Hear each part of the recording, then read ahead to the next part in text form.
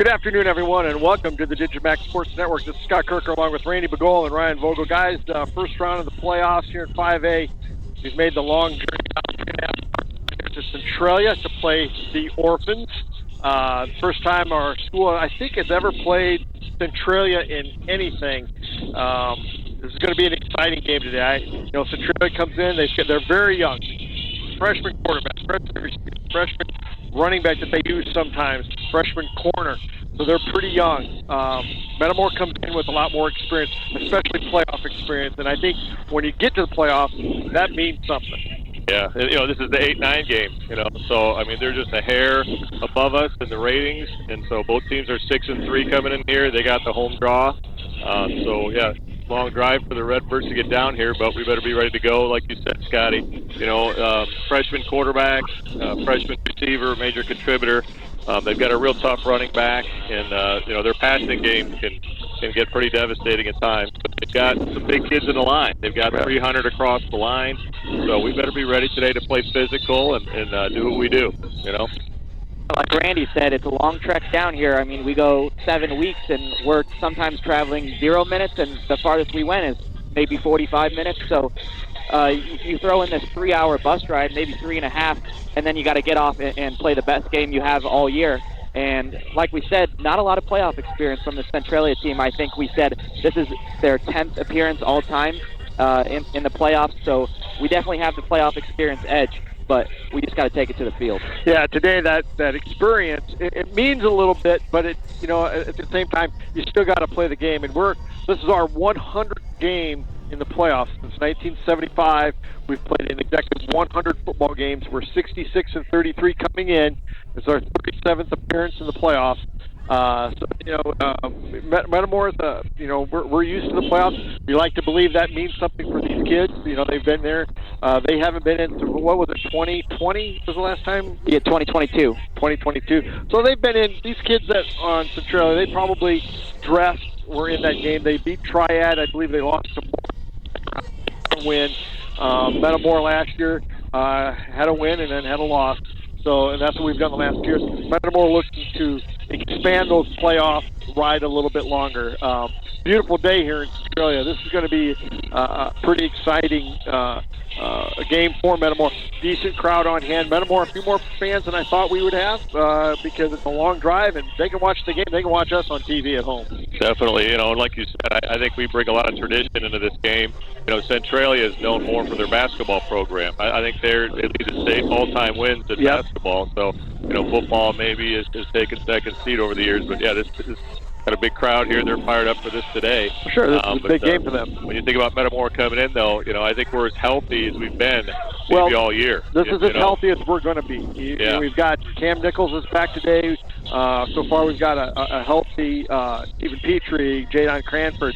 We don't have our center, but Jay Murphy, the sophomore, stepped in. Jay Murphy, a very capable substitute. We want to get our normal center back, but you got to do what you got to do when you get to the playoffs. There's no mulligans, and there's no, say, well, we got a guy out, so let's play it again. Let's play it next week. You can't do that.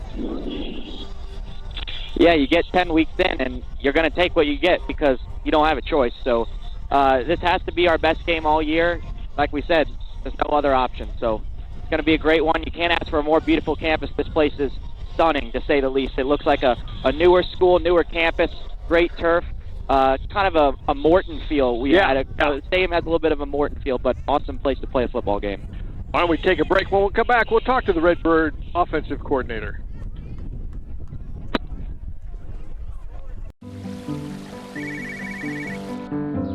Hi, Tom. Hey, how's the college visit? You remembered. It's good. Does it make the short list? Yeah, I'm afraid so. Knowing our clients personally is what we do. It's okay. This is what we've been planning for. And with over 13,000 financial advisors, we do it a lot. It's why Edward Jones is the big company that doesn't act that way. For financial strategies and one-on-one advice, contact Kevin Kyle. Germantown Grill, where our staff loves the game as much as you do. Football, basketball, baseball, whatever your sport, we'll be cheering right along as we serve up your hometown favorites. We've got everything you need to celebrate the wins. food and flavors to satisfy any craving. Plus, the best private gaming around, powered by Gold Rush Gaming, the gold standard in video gaming. Only at Germantown Grill in Germantown Hills. Both of my children have really enjoyed Dr. Frenette. She's epic with our kids. She works so well, making them feel comfortable, making the treatments fun, because fears can be a big deal. If you haven't tried chiropractic, call us at Kaufman Wellness Center. I'm actually 49 years old and I'm in the best shape I've ever been in. What I like about Kaufman is the communication is excellent. It's always very easy to get in. They had a huge impact on how fast I was able to reach my fitness goal.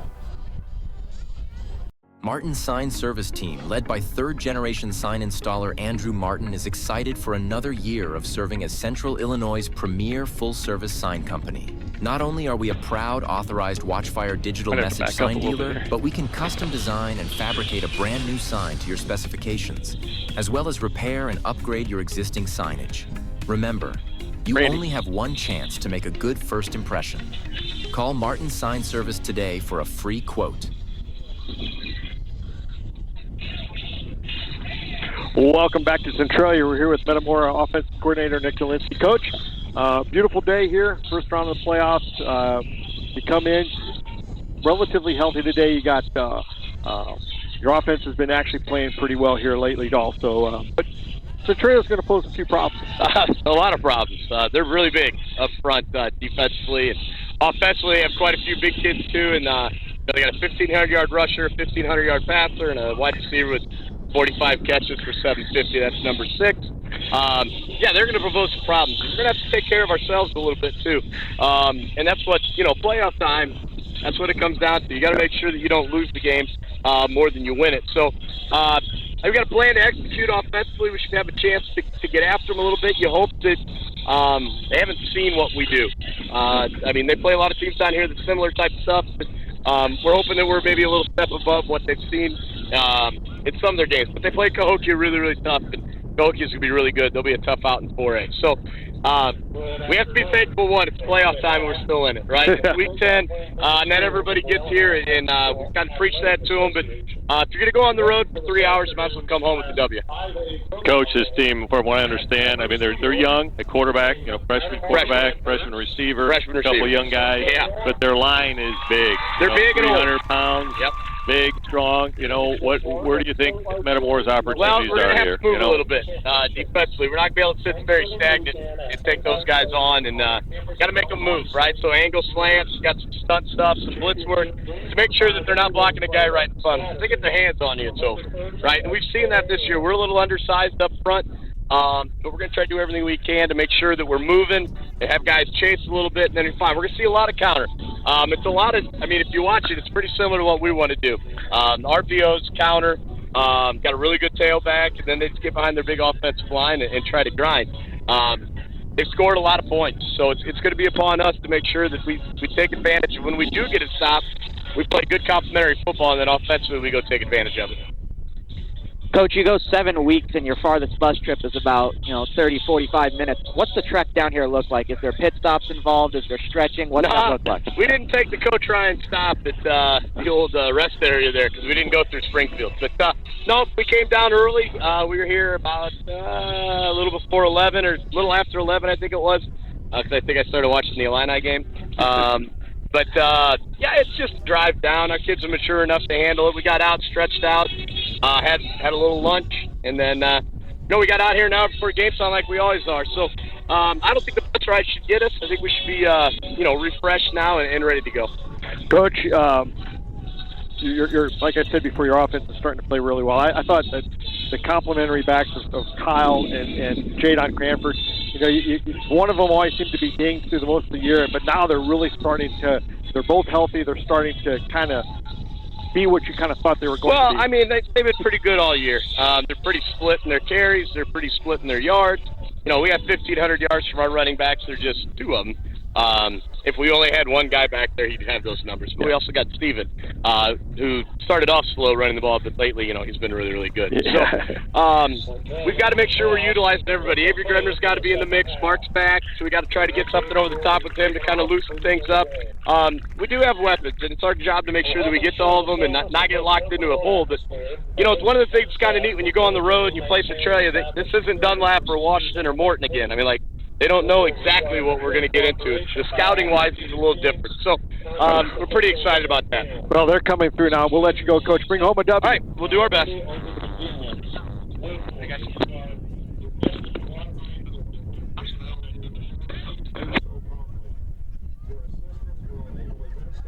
$101. You can do it. 100. You can do it. Ah! We're not going to give up.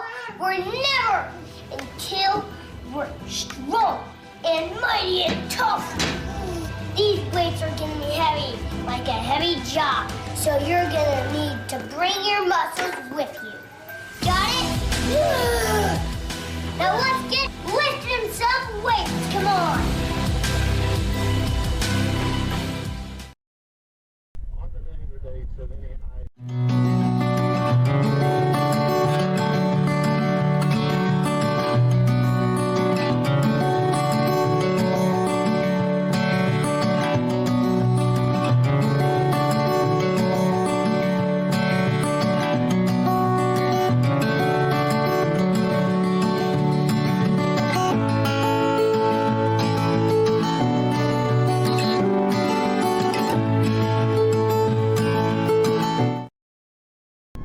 What sets Snyder Village apart from other retirement living options? With a campus of over 40 acres, Snyder Village is a life plan community, offering several levels of care at one convenient location.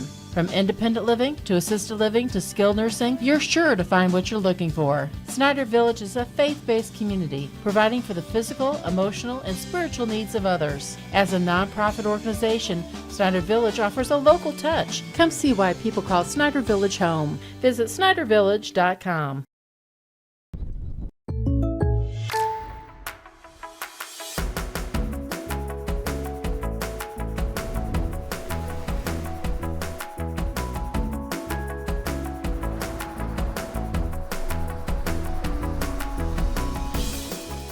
The State Farm Personal Price Plan helps you create an affordable price just for you. Contact Greg Harmon for your personal price plan today.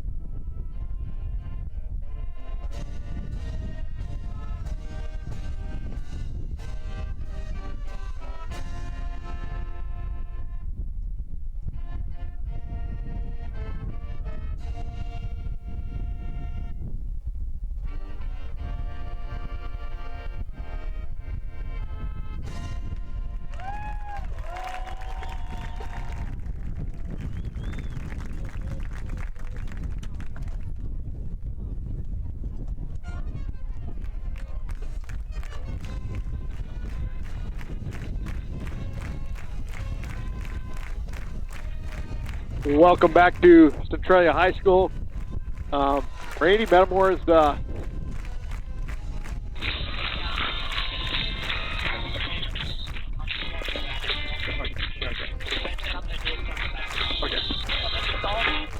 Randy, you know, I think that, you know, Coach talked a little bit about what Metamora will have to do. I think they're going to have to get Avery Grebner involved, like you said, and I think that would be outstanding if you can get Avery Grebner involved.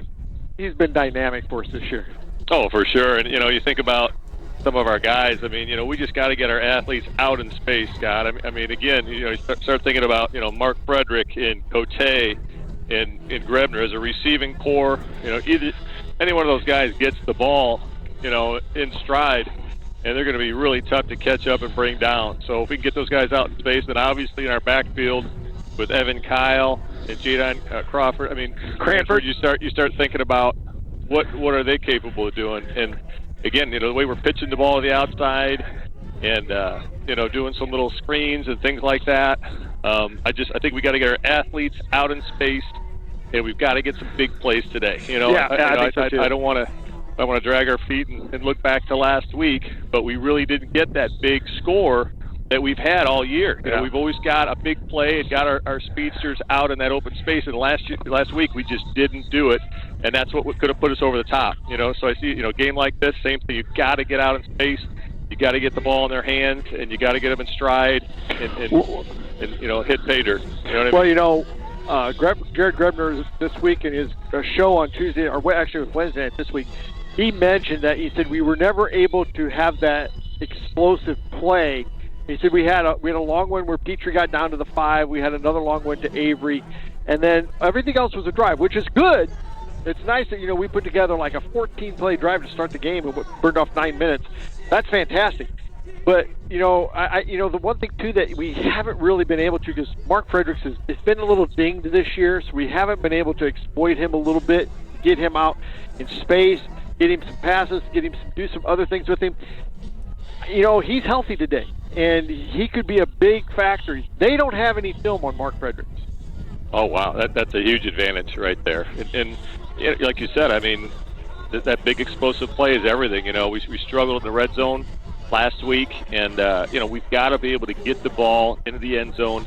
But you just said it. I mean, you know, we lost the game to Dunlap, but I feel like we outplayed them. You know, I mean, our time of possession in that game, I never saw a final score in that, but I think people would be blown away if they saw the time of possession that we had compared to Dunlap. There's no reason we shouldn't have had a couple extra scores in there. So that's really, to me, we've got to find a way to punch the ball in the end zone, but we need a couple big plays. That's been kind of the lifeblood of this team, you know, this year, using our athletes really to get that big explosive play. You know, the other thing too is I think the one advantage we've got this year is these kids have all been in. They've all had playoff experience. They've all been in games, and they've all been, you know, part of wins. And you know, these kids don't want to, especially with Avery Grebner, you know, being his last year with his dad, and a lot of his friends who've known Coach Grebner their whole life. You know, they're not ready for this to be over with. You know, talk to Cam Nickel before the game, and you know, he's ready to go. He's, you know, you can tell he's awfully anxious. Everything he said, you know, everything feels good. He's been dinged. He's got a bad shoulder this year, but I look for him to have a big game today too.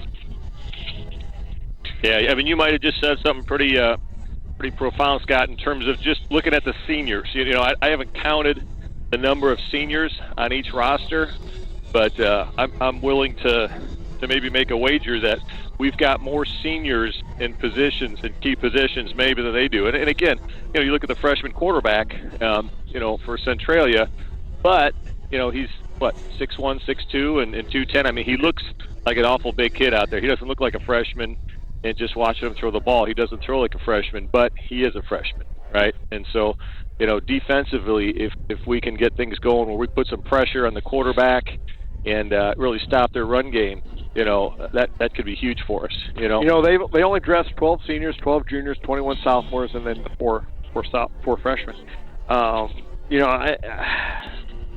I like this mix that Metamora has right now. They've got a pretty healthy mix of juniors, seniors, and even some freshmen and sophomores. We'll have another sophomore starting at center today. Jay Murphy moves in to play center. And, that's Owen Cable, one of our senior, actually he's only a junior lineman. But Jay Murphy is a 5'11", 200-pound sophomore that's put together, man. He's a pretty stout kid. So, just another underclassman on our team. And he had a great game last week. He's battle tested against a playoff level team. So that's a big positive for the Redbirds coming in with that. You hate to lose a starter, but when you have a kid like that can come in and fill in and make it happen, that's pretty awesome. I think the other thing defensively, Metamora's going to have to limit their big plays. They're with the passing game and their speedy back. I'm sure they're a big play team that's they're kind of like us. They kind of feed off the big plays, and we got to limit theirs and force them to have long drives. Yeah, and their big runner is number 21, Mike Brown. He's a junior. He's 5'8", 150. So he's got to be a little jitterbug in there, fast and quick. So I agree. Our line's got to hold their spot, hold their gap, and we've got to have a big game from Cam Nickel and Brad Schock. Those guys have got to fill and shut him down, and now put pressure on that freshman quarterback. And then now we've got the guys in our defensive backfield with some experience, with some speed, with some skills that can really ball hawk. Yeah. Centralia gets ready to run onto the field.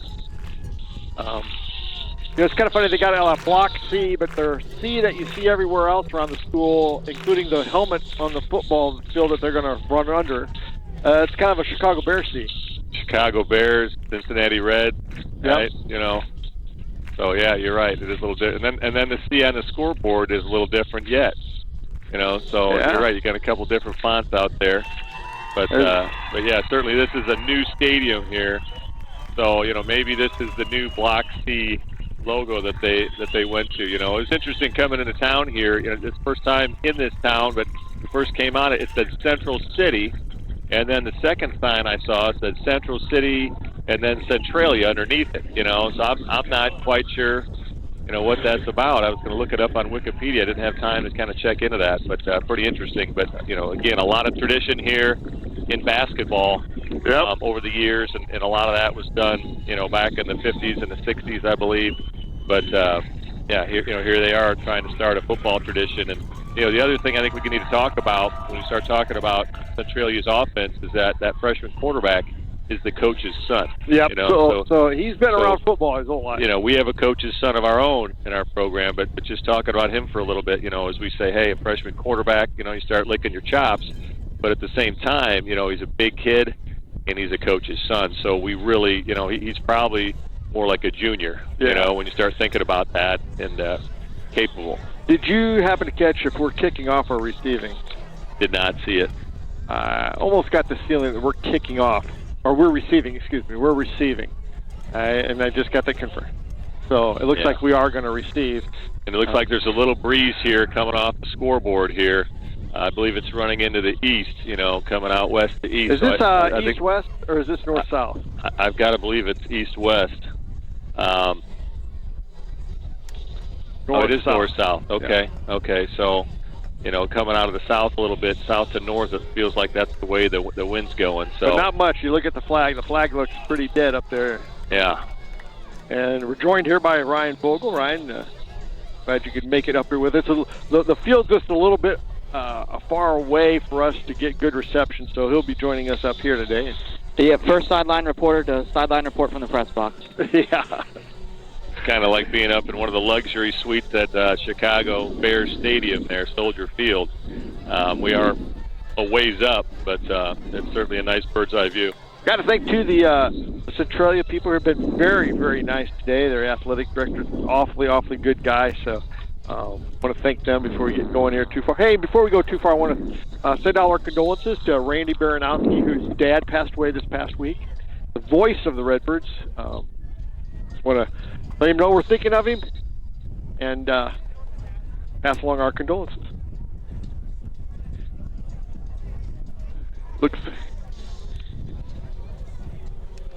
Get ready for it'll be about 2 minutes till we get time to kick off, but they may let it get started here a little bit sooner. Yeah, it looks like they're bringing both teams out onto the field now. I think everybody's ready to get going here. Yeah. As Metamora will receive, back deep for Metamora, it looks like it's Avery Grebner. Is that Avery back deep?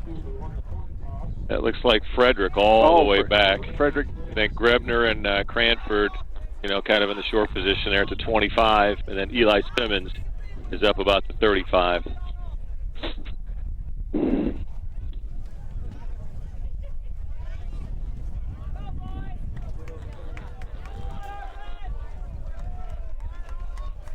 Like you said, Scotty, beautiful day for football. So it's going to be a good one.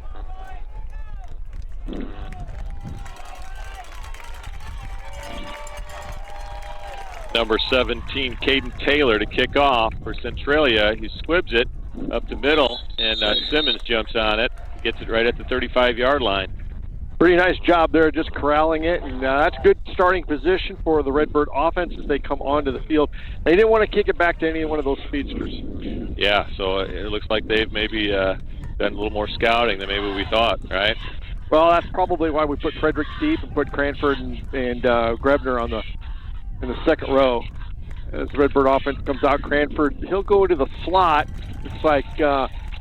Start out trips right here. Looks like Cranford, Grebner, and Frederick on the right side. That's some pretty good speed here on this side. Petrie will be the lone back in the Redbird offense at quarterback. Yep, Morrison in the H-back position on the left side, along with Riley Jackson over there at tight end. Cranford goes into motion, gets the ball up the left side, still on his feet. And he'll pick up close to 4 yards on that play. That's not a bad play. No. Yeah, and it started with a little slip from Cranford, so that might have messed up the timing just slightly, but still got himself four solid yards. Quickly, Metamora comes up. I like that first play for Metamora. Redbird's a trip right. Udell, Cote, and Grebner on the right side. Cranford out left. Now Cranford comes in motion again. Up he joins Petrie in the backfield. Petrie gets it. Looks like he's back to throw. Gets the ball out to Grebner. Grebner gets hit immediately at the 40-yard line, so he'll gain 1.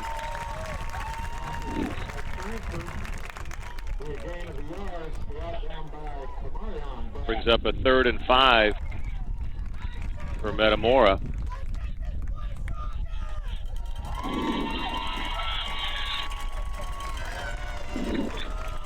Redbirds are trips right. Morrison, Grebner, and Cote on the right side. Morrison now goes to the H-back position. Ball goes to Cranford off the right side. He's got a little space.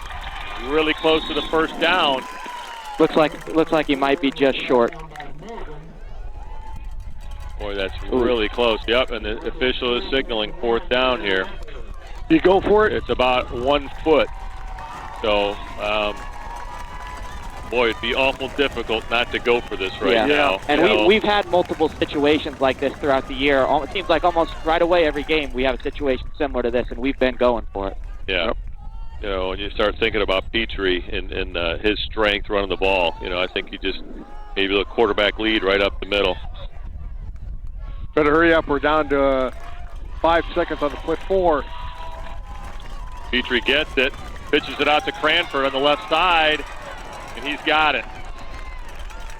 That's just speed there. That's speed, and it looked like he slipped a little bit as well there, So the footing for Cranford has not been perfect here, but he certainly got the job done, so nice job. And, they've got a different type of turf. It's sand instead of pellets. Oh, okay. And I will say it just seems thinner. It seems thinner, and the turf seems shorter than ours. Ours you can really dig in. Morrison shifts to the right side. Petrie gets it. Kyle was in the backfield. Grebner gets it up the middle. He's got a few blockers, and he flips. It looks like the Birds get about 1, but boy, there was some room there for him. That is just not good turf. Yeah, we're having we're definitely having a footing issue here earlier, so we've got to adjust to that. Makes it a 2nd and 9 for the Redbird offense. He had room there. He had some room. Set up here. Now Grebner shifts out to the right. Redbirds have a 2-back set with Kyle and Morrison, and the ball gets snapped over Petrie's head. And Petrie gets tackled, and now Centralia recovers the ball.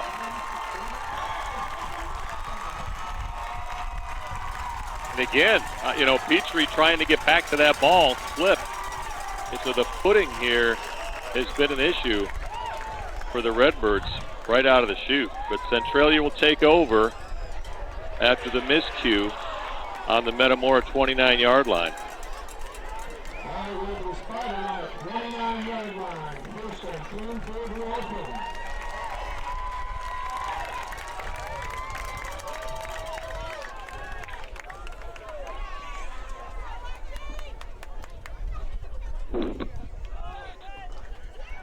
Redbird start out with Akima at nose, Barbarinas and Barker on the ends.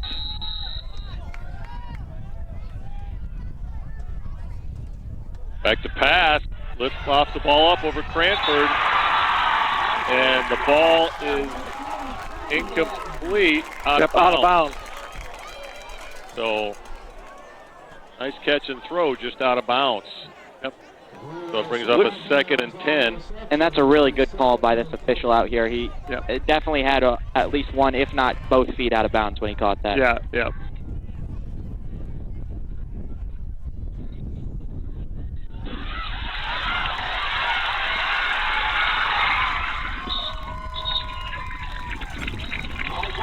That's number 21 that we talked about earlier. That's Mike Brown, their key running back. Gets a first down to the 11-yard line. 1st and 10, Centralia from the 11.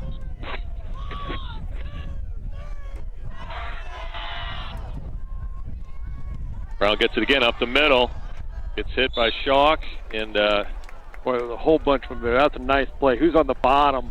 Grady Neal, I think, kind of grabbed his leg, and Schalk came in and finished it off, and I think Cam Nickel was involved as well. Yep. So nice job by the linebackers to come up and make a play.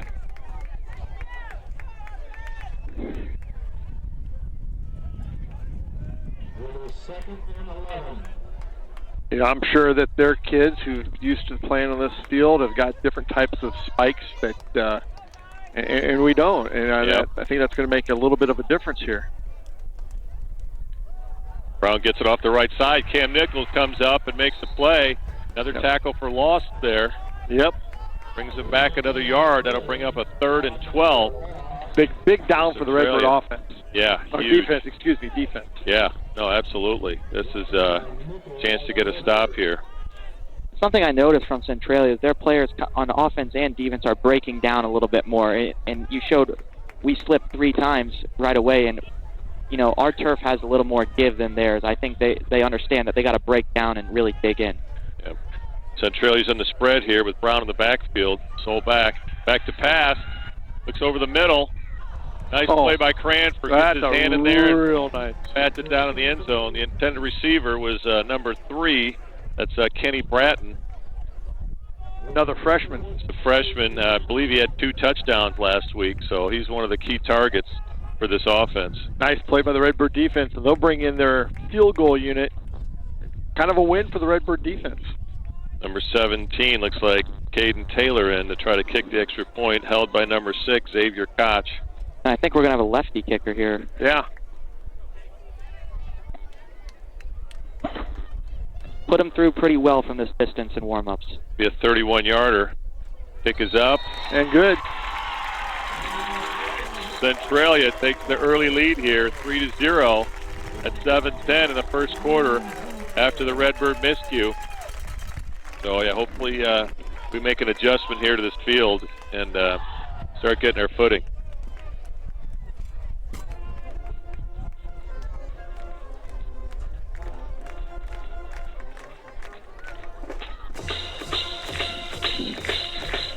So, usually we talk about other games, but, last night couple of Middle Illini schools went down to the playoffs. We lost Pekin and Dunlap. Close games. Well, Pekin lost 34-14, and I think Dunlap lost by a point, like 22-21, something like that. They were down 14-0, came back, took the lead, and I can't even remember who it was that they played up there now. Oak Park Fenway, or was it Oak Park? Dunlap played Richards, I believe. Oh, Oak Lawn Richards. Oak Lawn Richards. Yeah. And they came back and won the game, I believe, by one. Probably went for two, I'm guessing. Washington won over. It's like Shepherd.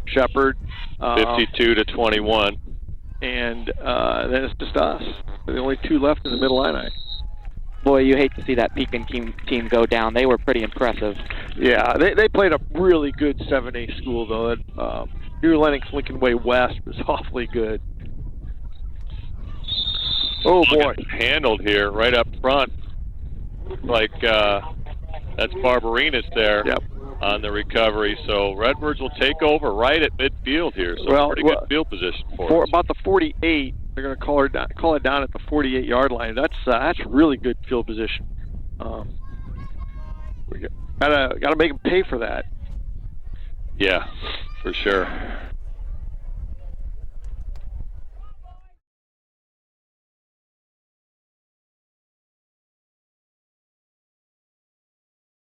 Mark Frederick split out to the right, Grebner and Cote in the left, Morrison in the H-back position.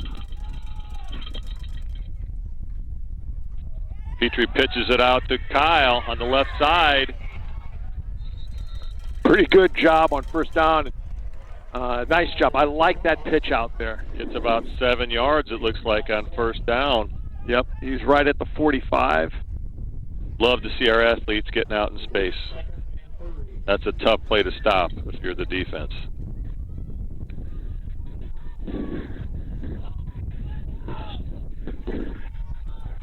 Second and 3 for the Birds. Again, Kyle in the backfield. Frederick and Grebner split out right. Kyle gets it off the left side. Not much doing there. Maybe a yard. Yeah, they'll bring up a 3rd and 2, looks like.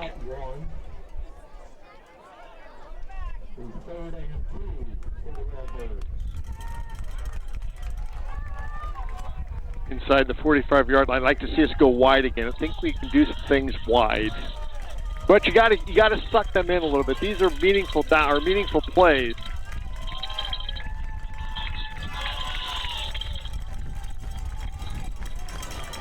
Petrie keeps it off the left side, maybe gets another yard, possibly a half a yard. So that brings up a 4th down and about 1.5 yards for the Birds.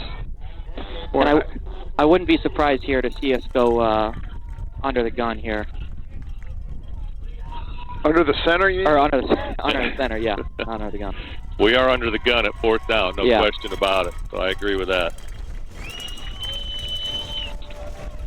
Yeah, I think we're just about a block away, though, from breaking one. It just looks like we're awfully close. We got to get those snaps down, though, a little bit. Petrie kicks it out to Kyle. The defense just gets penetration. That's number 6, Xavier Koch, comes up and makes the stop right at midfield. So Centralia will take over from the 50-yard line. I like the idea there of getting Kyle out in space, but the defense just made a real nice play coming up.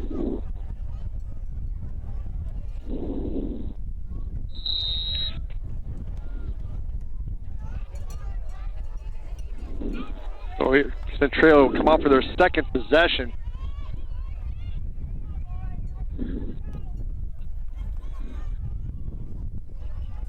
Brown gets it off the right side. And picks up maybe about a yard, maybe a half a yard. Taken down, looks like by Shock. Linebackers are doing a nice job today firing in. Yeah. It looked like there was a little bit of a hole there, but they filled really nicely.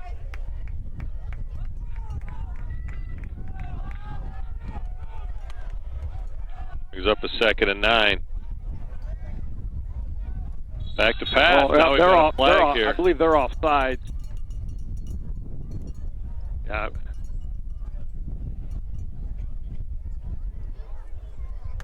Offsides defense. Ooh, didn't see that. Is that maybe the guy here on this end? Was that maybe Jadon that was offside? Didn't see it. I didn't see it, Scott. It'll be a 2nd and 4 now for Centralia. Down to the Redbird 44-yard line. Brown gets it right up the middle. Grady Neal comes in and makes the stop, assisted by Shock. Really no gain on the play. Yep. Again, we're getting some good linebacker play right now. Nice to see us fill in there.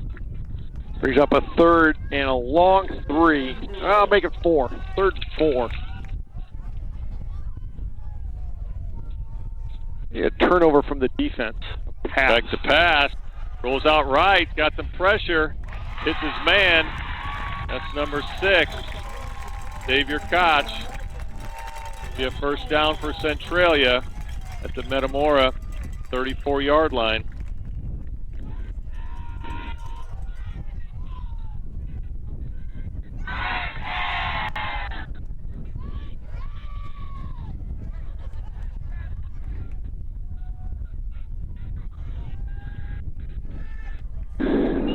Brown gets it on the left side, cuts it up.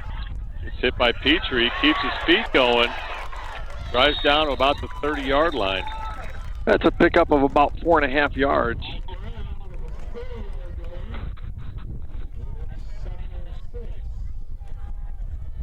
The running back's 150 pounds, but he's pretty strong. We got those linemen in behind him and kind of pushed the pile a little bit. Yeah, when you're driving Stephen Petrie back, that says you've been spending a little time in the weight room.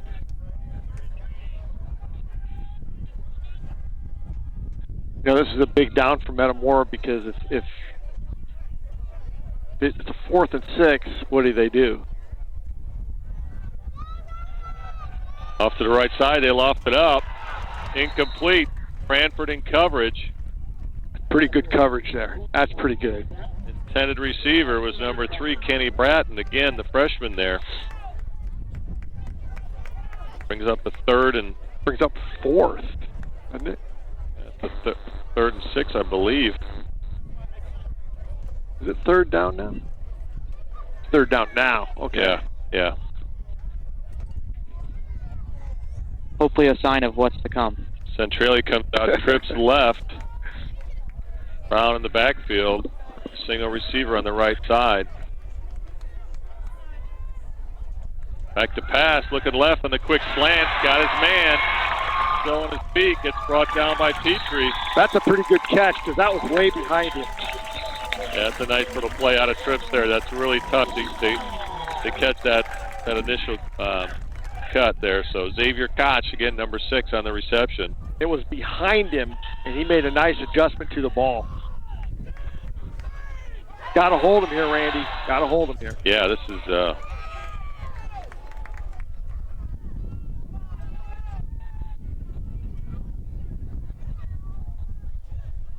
little pitch out to Brown on the right side. Bird's do a nice job. Oh, that's a real nice job there. Brad Shock just scraping from behind and just took him down there.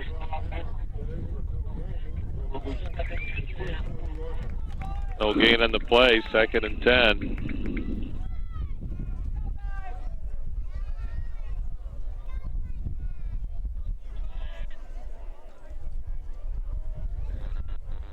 Centralia comes out, looks like again, trips left.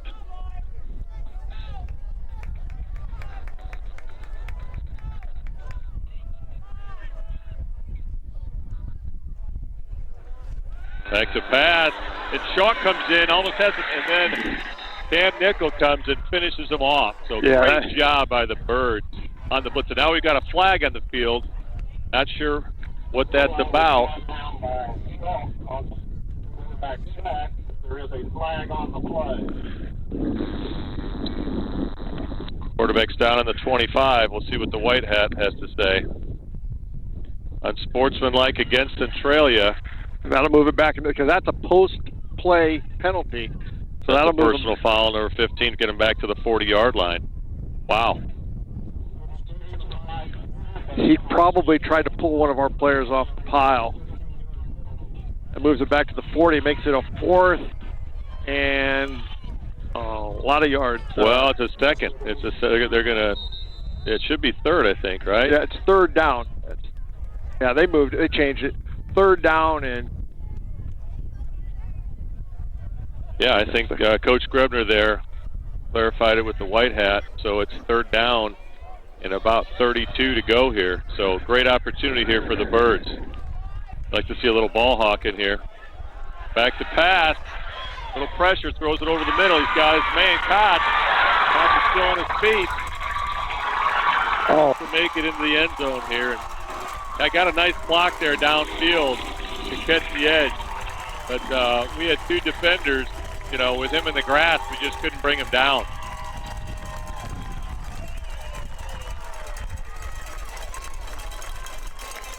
That little quick slant right up the middle has been a dagger for us so far in the early going here.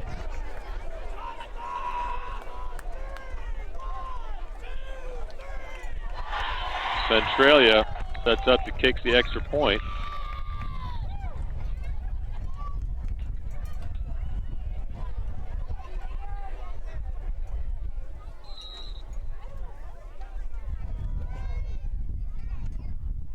Kick is good.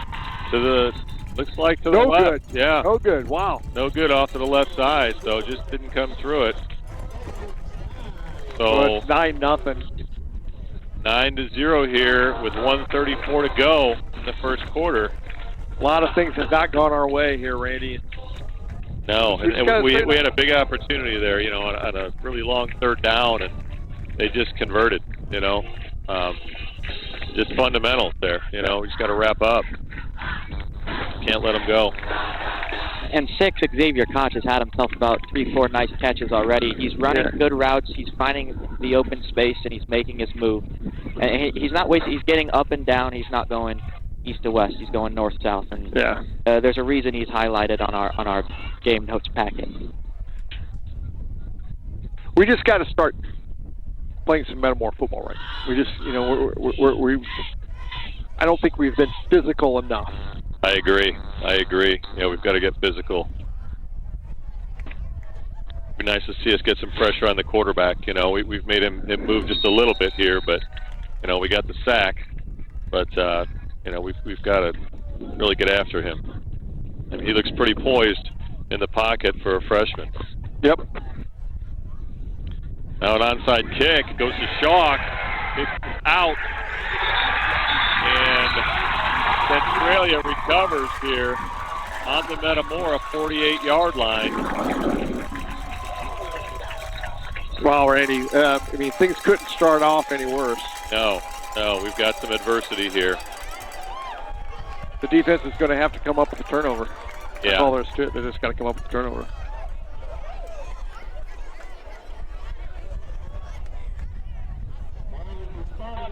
And Centralia's got a nice balance between, you know, the ground attack and the air here, and so it makes it awful tough. But you know, it just means our linemen have got to get in there and pressure the quarterback and just not give him any time.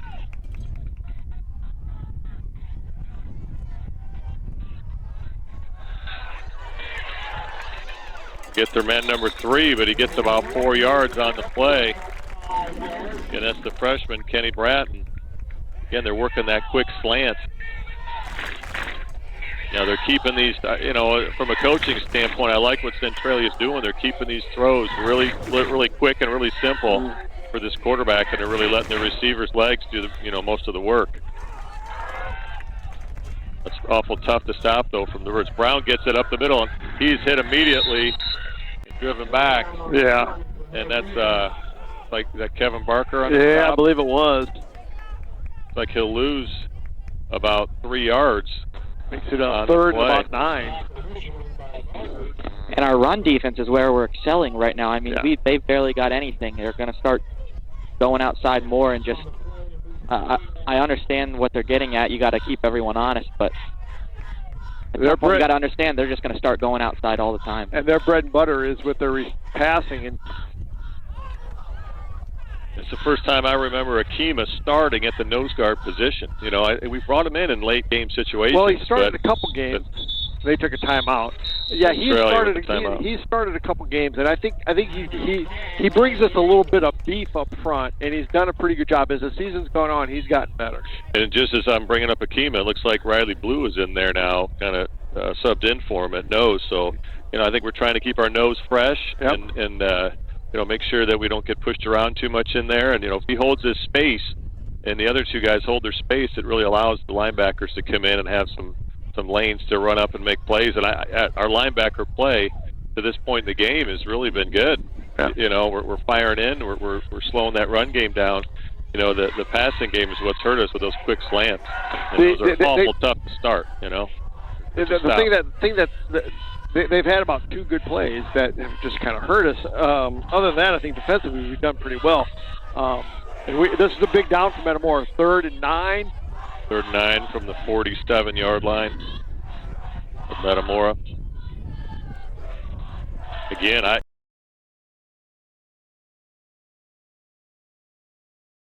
hope we start biting on that. So.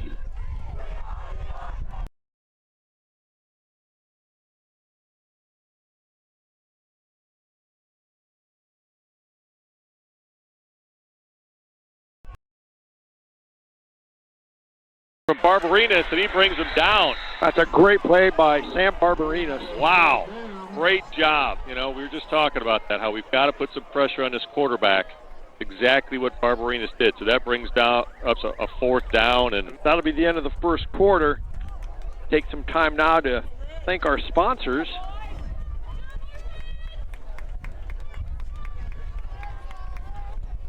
Commerce Bank, proud to support the Metamora Redbirds from setting short-term goals to planning for your future. It matters to you, it matters to us. Commerce Bank, member FDIC. Goodfield State Bank, big enough to serve you, small enough to know you. Goodfield State Bank, a true community bank.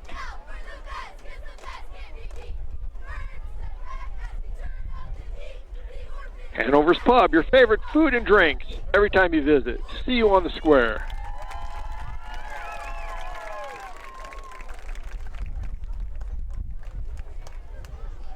Kirby Foods, be sure to check out their signature Kirby items in the deli and meat departments. Kirby Foods is proud to be 100% employee-owned. As we start this second quarter, Redbirds trail 9-0, but it's just been a couple plays that have hurt us. As Grebner goes back deep. It's a 4th and 20 here, so it looks like the quarterback is the punter here. Number 12, Archie Go away. Coach's son again. That's tough, when the quarterback is the punter, Scotty. It makes me a little nervous. You got to be watching the fake real hard here.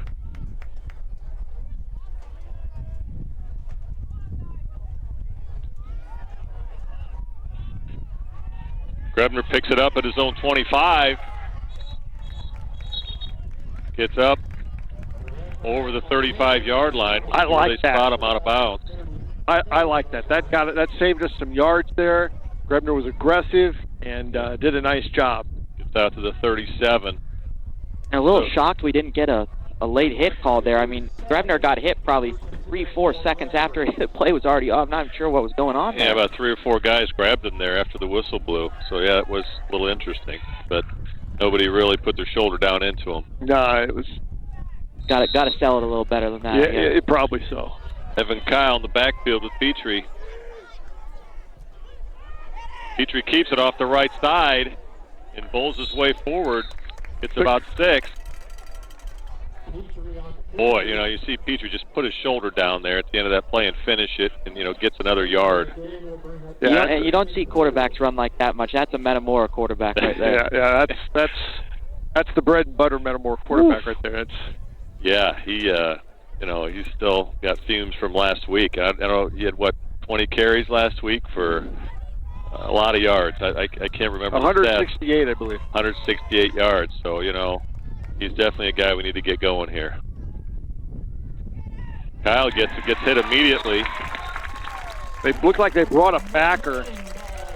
That's 23, Keaton Morgan, senior. 5'10", 155 linebacker there for Centralia. But, yeah, he flew in and, just the right call at the right time. Brings up a third down and about 5 for Metamora.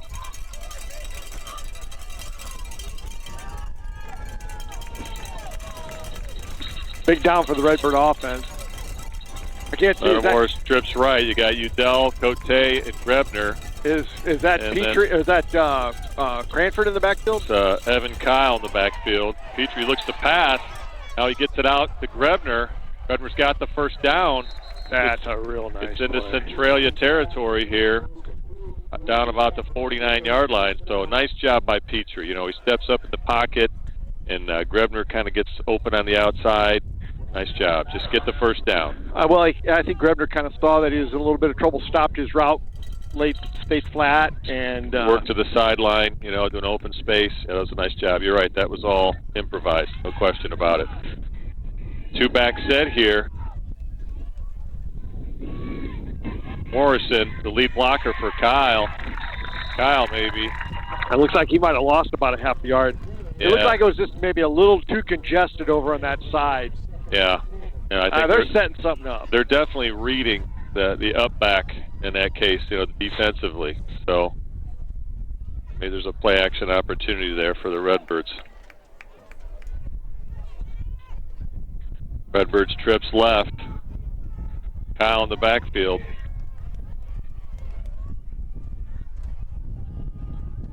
Kyle goes in motion, gets the pass, got blockers. Oh, we got a flag here. I think they're going to get us on a hold here.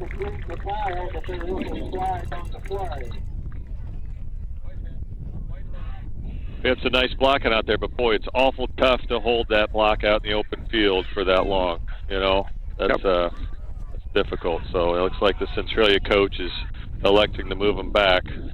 And I'll put it at about the 45, the Redbird 45, and make it a second and about 16.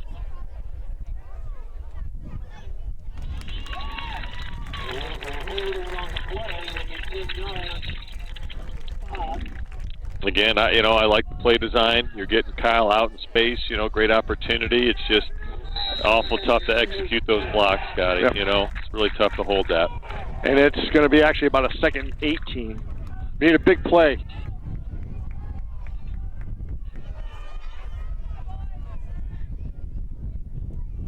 Grebner goes in motion. Petrie hands it off to Kyle. Kyle gets up to about the 45-yard line. That'll bring up a 3rd and 15, 3rd and 16, I'm sorry.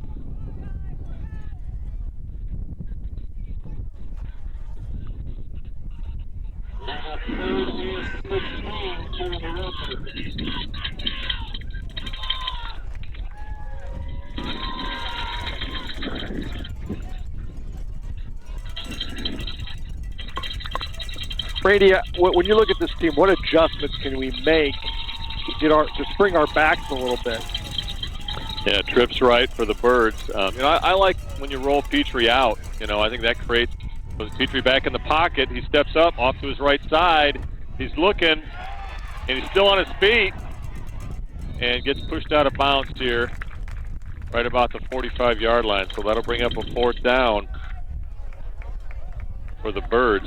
I mean, it just looks like they've got about 12, 14 defensive players out there right now. Yeah, I mean, he was looking, did a nice job to escape the rush, stayed on his feet, and there just wasn't anything there, you know.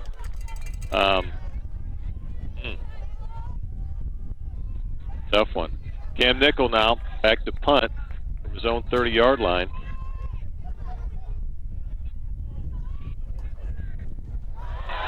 He fumbles a punt. He picks it up. A nice high kick. Gets a Metamora bounce down to about the 28-yard line, 29-yard line of Centralia. About the 24.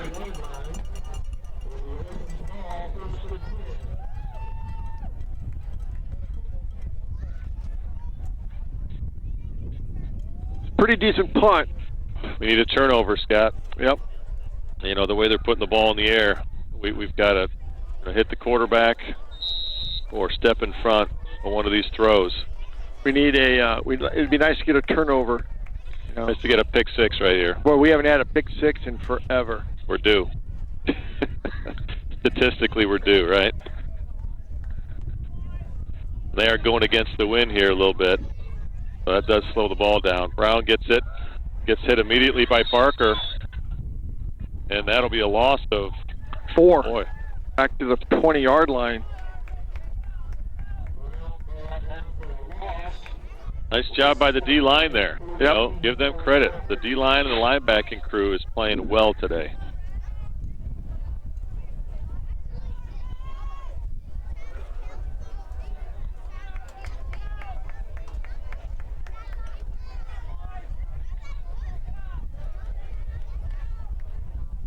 Back to pass. Looking long. Ball's up. Oh, and that, boy, it really looked like he almost dumped Redbird on the ground. That was kind of interesting. Ryan, you got any thoughts on that as a D-back? It did look like he kind of had 2 hands on him. And am I seeing things? Or? No, that's exactly what it looked like. But I think it might have been one of those situations where they both kind of had to stop on the dime. And Avery Grebner, I don't know, just it didn't. He was in a position where it wasn't going to take much to have him fall backwards. But yeah, I don't know. That looked awfully bad. 2 hands right in front of him. But, you know, they give credit to Centralia. They made the play, and there's no flag. Brown up the middle. Like Grady Neal got a hold of him. Yep. For about a 4-yard gain. 3rd downs have killed us. Yeah, they've just thrown the ball in the right spot. And, you know, I think if Grebner would have known the ball was there, he could have turned and made a play on it because that ball was up in the air for a long time.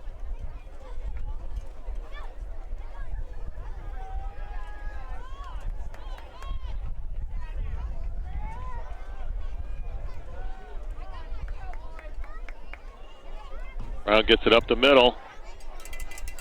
It's wrapped up by Morrison, and somebody was on the bottom there. Cam Nickel looks like. And maybe Shea Seals, too, number 11. Yes, came and help clean up. Brings up a 3rd and 6. This is our... Again, a big down here. Yeah, this has been kind of our Achilles heel right here, 3rd down. And we just need to key in on 6, Xavier Koch. This is 3rd down is where he's killed us about 3 times now. Yeah, you got to anticipate the throw here. I mean, it seems like that's what they go to. They need a few yards, and so you know you'd love to see your defensive ends here get in and really put a hit on the quarterback. There it is. Looking over the middle, and Grebner steps in front. That's a nice. Xavier Koch was the intended receiver, and that'll bring up a 4th down here. That's a really nice play by Grebner. Man, if he breaks maybe a half second earlier, we're probably looking at a pick 6 there. Yeah, fantastic play, great read. So it looks like they've got the quarterback here in a position to punt on 4th down. And we don't have anybody really back, do we? Grebner now floats back. And this is where you get in the danger zone. And this is a little bit of fake punt zone here. Yeah. He will kick the ball. Kicks it off to the right side, goes out of bounds. Oh, that's going to be at about the 25-yard line. Got the referee now. This hand up in the air, gauging the place it went out of bounds. Wait a second. Goes on about the 21. It lands at about right about the 20, but it was about 8 yards out of bounds. How can it only be at the 20? Yeah, that's always an interesting calculation. You know, when you see the official run down the field with his hand up in the air, you know, like a human compass or something. So yeah, that could go any way. I've seen in the NFL, I've seen worse, you know. So I have no expectation when I see that, Scott. Cranford in the backfield with Petrie. Frederick goes in motion. Petrie hands it to Cranford off the right side, cuts back up the middle, still on his feet, still moving. Wow. Gets over the 30-yard line, gets really close to a 1st down. That's a 1st down. That's a 1st. Nice job by Cranford. Just kept those feet moving, kept turning, kept spinning, and was just dragging guys with him. And here's the good thing about Jadon that I've seen him learn over, the past 2 years is he understands now when he needs to get up and down the field. Yeah. He used to do a lot of jukes and they were great, but he would sometimes forget to go north and south, and that's something he did right there. He just got us a first down. Yep, and he knows when. You're right. He just knows when to do some power and when to juke a little bit. Cranford again off the right side. Ball's forward for a couple. Boy, he's just an eyelash, Randy. He is an eyelash away from breaking one. He always is. Every time he touches the ball. Brings up a 2nd and 8 for the Birds from their own 33-yard line. I just keep feeding the horse.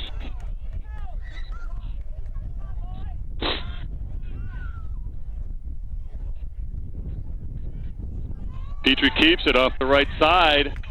Falls forward. Gets about 5. Bring up a 3rd and 3.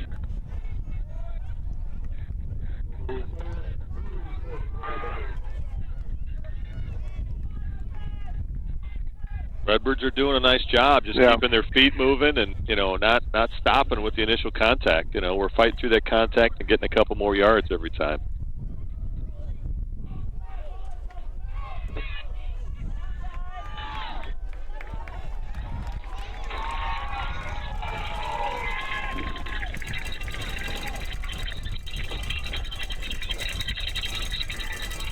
Cranford gets it off the right side.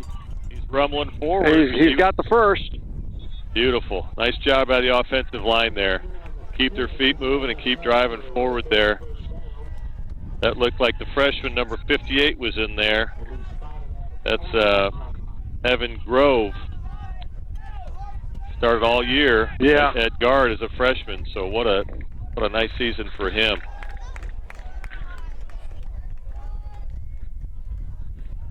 Got to keep this going, though. Got to keep it going. Yeah. Grevner and Frederick split out left. Cranford in the backfield with Petrie. Cote on the right on his own. Morrison shifts to the left side. Petrie gives it to Cranford off the right side. Cranford's moving. He's got a block out there from Cote. It's really close to the first down marker. Possibly could have it with forward progress. Unless he regathered. They may call him out here after about an 8-yard gain. Well, he was up over the 50-yard line. Yeah, they may have considered him on his own power again. So okay, that's okay. About a 7-yard gain, but 2nd and 2. Great opportunity. He was kind of peeking around that block, and it was just enough to hold him up to let the help come over. But and another little instance of it just getting a little chippy on the out of bounds there. That's about the 2nd or 3rd time. I don't know if you guys caught that, but again on the sideline. Petrie keeps it on the right side. He's got the first down. He's up over the 45-yard line. Inside the 45 now, down to the 44. Nice job by Stephen Petrie. They all went with Cranford. Left that lane wide open for Petrie to sneak through.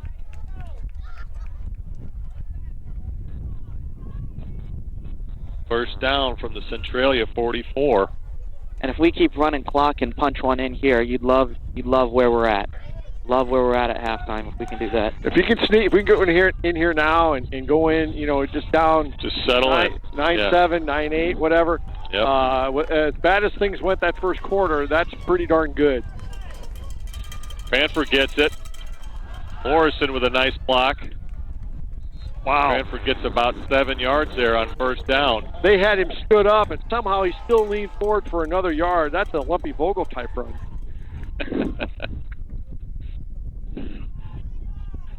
Clock's running with 2:30 left in the half here. And all season we've been kind of a get our athletes to the outside type of team. That's where we kind of made our money. We haven't really seen us have success this much running it down the middle. Just a handful of drives, you're right, all year. Trips left for the Birds. Cranford in the backfield. Cranford now goes in motion. Petrie looks at him. Now he's going over the middle to Grevner. Grevner's got it. Ball's out. Centralia recovers on their own 18-yard line.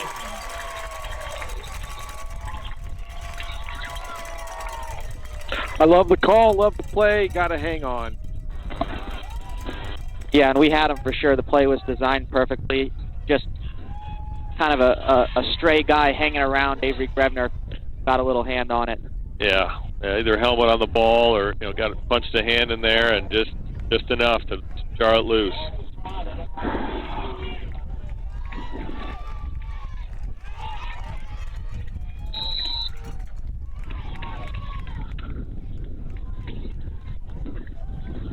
Brown in the backfield for Centralia. Brown gets it up the middle, gets hit immediately. And there's a fumble. That's Metamora. Ball's out. Brady Neal on the head. Metamora football. Wow. Exactly what we needed. Exactly what we needed. Great job by Grady Neal. He got helmet on the ball. We got it back right about where we fumbled.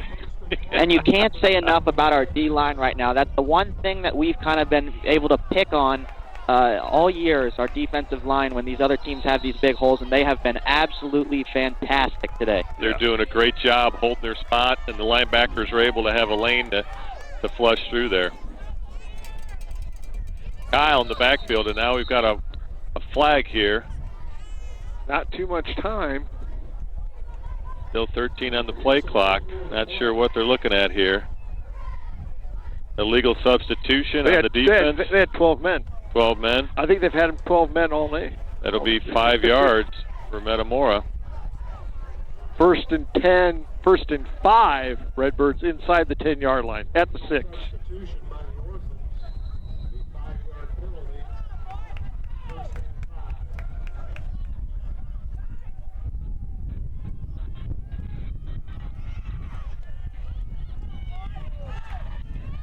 Petrie keeps it off the left side on his feet. Down to the 1-yard line. Down to the 1 foot line just about. Wow. Do you think there's anybody happier about Grady Neal forcing that fumble than Avery Grevner?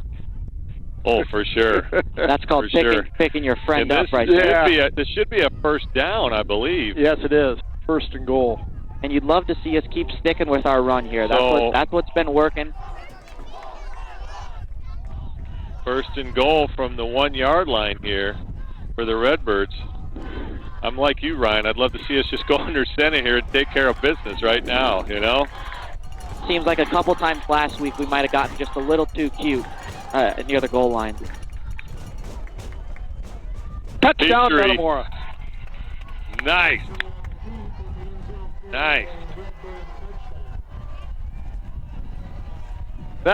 All right. We went from the 20. We gave them 1 play. We took it back. We got a touchdown. Beautiful. 9-6 right now. Like we're setting up the kick here. Grevner's going to hold for Tommy Sopko. Yeah, no reason to go for 2 here. You've got makes it 9-7 with just over a minute to go in this first half. Plus, they'll get the ball to start the second half.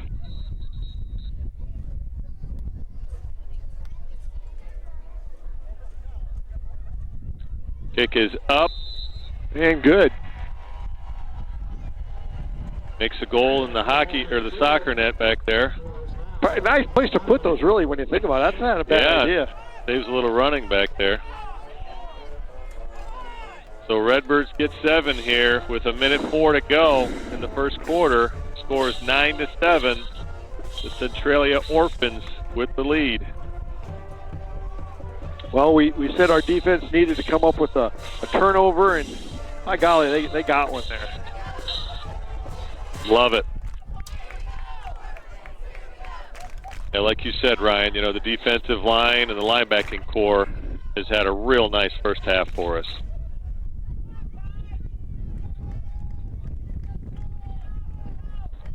It's a perfect example of one side of your ball's not going well, the other side better be clicking, and that's the defense saved the offense there for that first drive turnover for sure. Well, after probably the first half of the first quarter, since then the defense has played really well. We got 1:04 to go here yet, so we're going to have to play some defense. His team's got weapons and skilled players, so we've got to really just get out of this half with down by 2. And so what do you do here? Do you kick it right down the middle of the field? And you know what? I wouldn't be surprised. We just punch one right here at about the 30-yard line, right in the middle of the field. I think you squib it and down the middle of the field. Yeah. Or you do our Tommy Sopko 10-yard recover it yourself. go down and score? Man, in our dreams, maybe. Or the Ryan Vogel out of the end zone kick is never a bad thing either. Kicks it down about the 20-yard line. Great coverage. Great taken coverage. down. Oh, the ball's out. They're calling they're it down. calling it down. Okay. That was pretty good coverage. Real good coverage. Did a nice job. Everybody held their lane, converged in on the ball.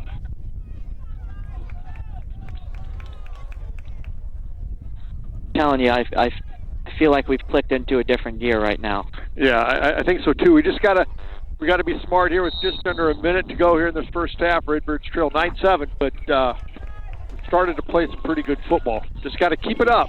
Can't let them get some momentum back going into the halftime locker room.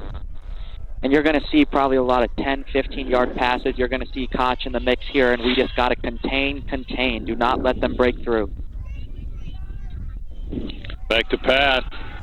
Over the middle. Overthrows his man. That was really good coverage. He got hit just as he threw the ball. We're getting there. That's exactly what we need to do. I just didn't give him time to set his feet there. A little bit of a dangerous pass, though, over the middle, you know. And he was late going across the middle, too. You never want to be late. He was a little bit late. A lot of traffic in there. Brings up a 2nd and 10 here with 54.8 to go in the half. Centralia on their own 27-yard line. Guy that can throw like that, that's plenty of time. Again, back to pass. A little pressure. Get the ball to number 6 here. It's brought down. Maybe a gain of a yard there. That's real good coverage by Metamora. I love the way they defended that. That was really nice. Doing a better job on that quick slant. Clock's running here. It's 3rd and 9. I think they're content letting this clock run down. Maybe take a timeout. They're going to take a timeout with still 15 seconds. They're going to take a timeout with about 7-8 seconds to go in the half, and then they'll just probably either punt the ball or take a knee. Throw it to the outside of the field or some kind of a low-risk play and try to get the guys out in open space here. Up the middle, Brown.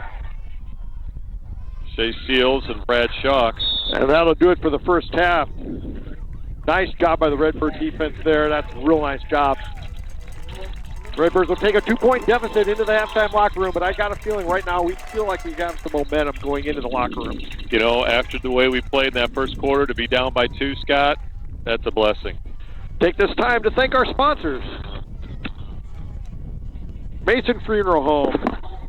Ross Geezer is a proud supporter of the Metamora Redbirds.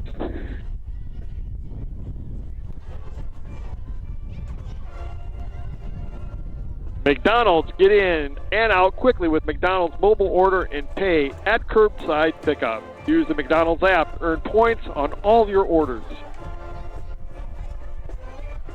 Merrill Lynch, they're also our halftime sponsor. Local faces with big company resources. We help families make great decisions with their money. Metamora Fields. Come for a quick bite after your round of golf. Metamora Fields, where you're always welcome.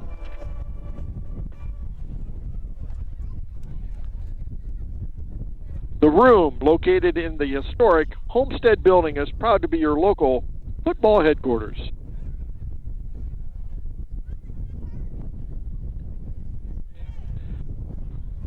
Wertzman Lawn and Landscape, family owned and operated since 2007. Take back your weekends with quality work from Wertzman Lawn and Landscapes. Zobrist Insurance, your total insurance solution. Give Dean Zobrist a call. We'll take a timeout. When we come back, we'll have the second half.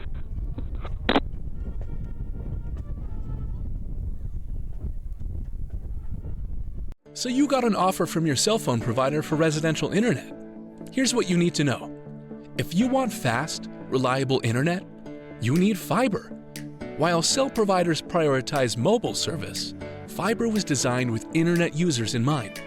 Severe weather, obstructions like trees or buildings, and your distance from a cell tower can all interrupt your 5G internet connection.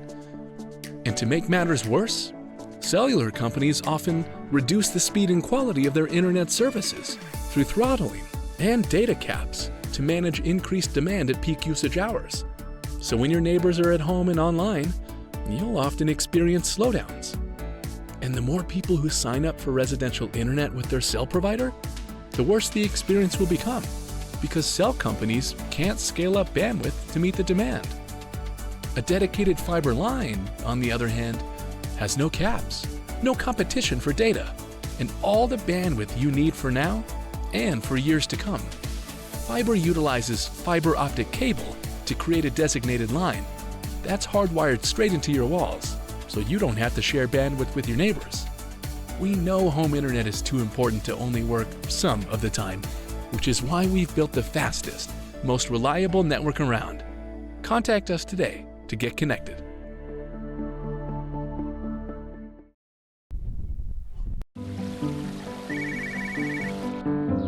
Hi, Tom. Hey, how's the college visit? You remembered. It's good. Does it make the short list? Yeah, I'm afraid so. Knowing our clients personally is what we do. It's okay. This is what we've been planning for. And with over 13,000 financial advisors, we do it a lot. It's why Edward Jones is the big company that doesn't act that way. For financial strategies and one-on-one advice, contact Kevin Kyle.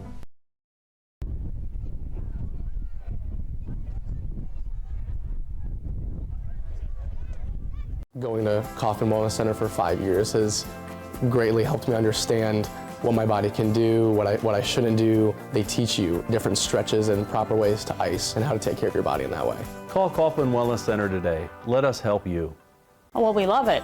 So we've been coming for almost 10 years. Dr. Kaufman is affiliated with high school sports. It offers anything from adjustment to physical therapy. The whole staff is so good to my family, which is extremely important nowadays.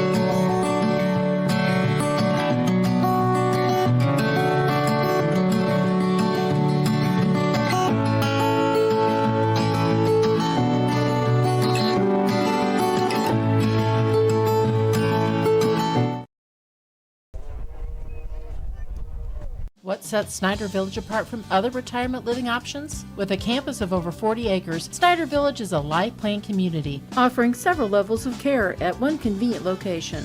From independent living to assisted living to skilled nursing, you're sure to find what you're looking for. Snyder Village is a faith-based community, providing for the physical, emotional, and spiritual needs of others. As a nonprofit organization, Snyder Village offers a local touch. Come see why people call Snyder Village home. Visit SnyderVillage.com.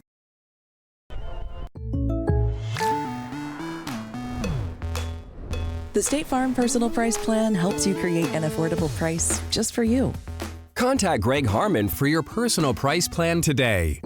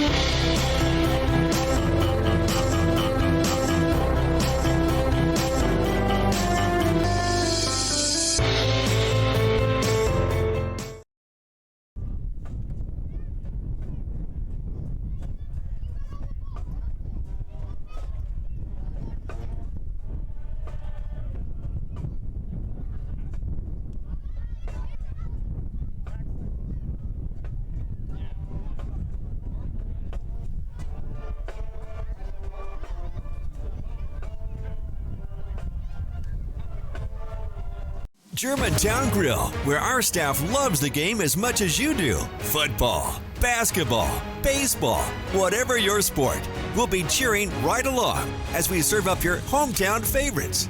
We've got everything you need to celebrate the wins. Food and flavors to satisfy any craving. Plus, the best private gaming around, powered by Gold Rush Gaming, the gold standard in video gaming. Only at Germantown Grill in Germantown Hills.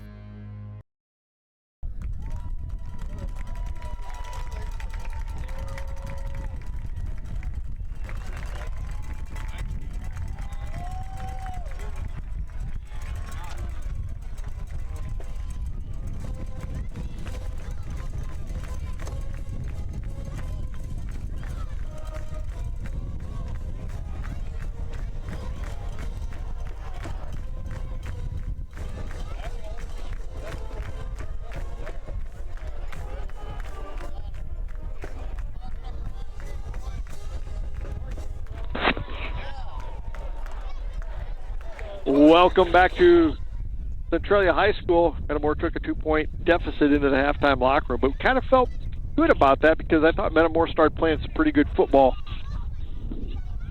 Yeah, that first quarter, I mean, I feel like we were adjusting to the playing surface, and, but our linebackers have played really well, the whole first half. But, the passing attack, really that quick slant is really where they hurt us, and it seems like we're kind of pinching that down a little bit, and we're prepared for it, and we're getting more pressure on the quarterback. And so we've really adjusted now offensively. Again, we just have to get our players out in space. Right now, defensive, they're kind of flying to the ball, but I think we have some misdirection things that we can do to get guys open. Do you guys feel that Metamora, it looks like we're starting to be, because we're a more physical team, we're better from tackle to tackle than outside the tackles? Yeah. I mean, we've been very physical offensively, running inside the tackles with Petrie, with Kyle, with Cranford. So I think we've established that.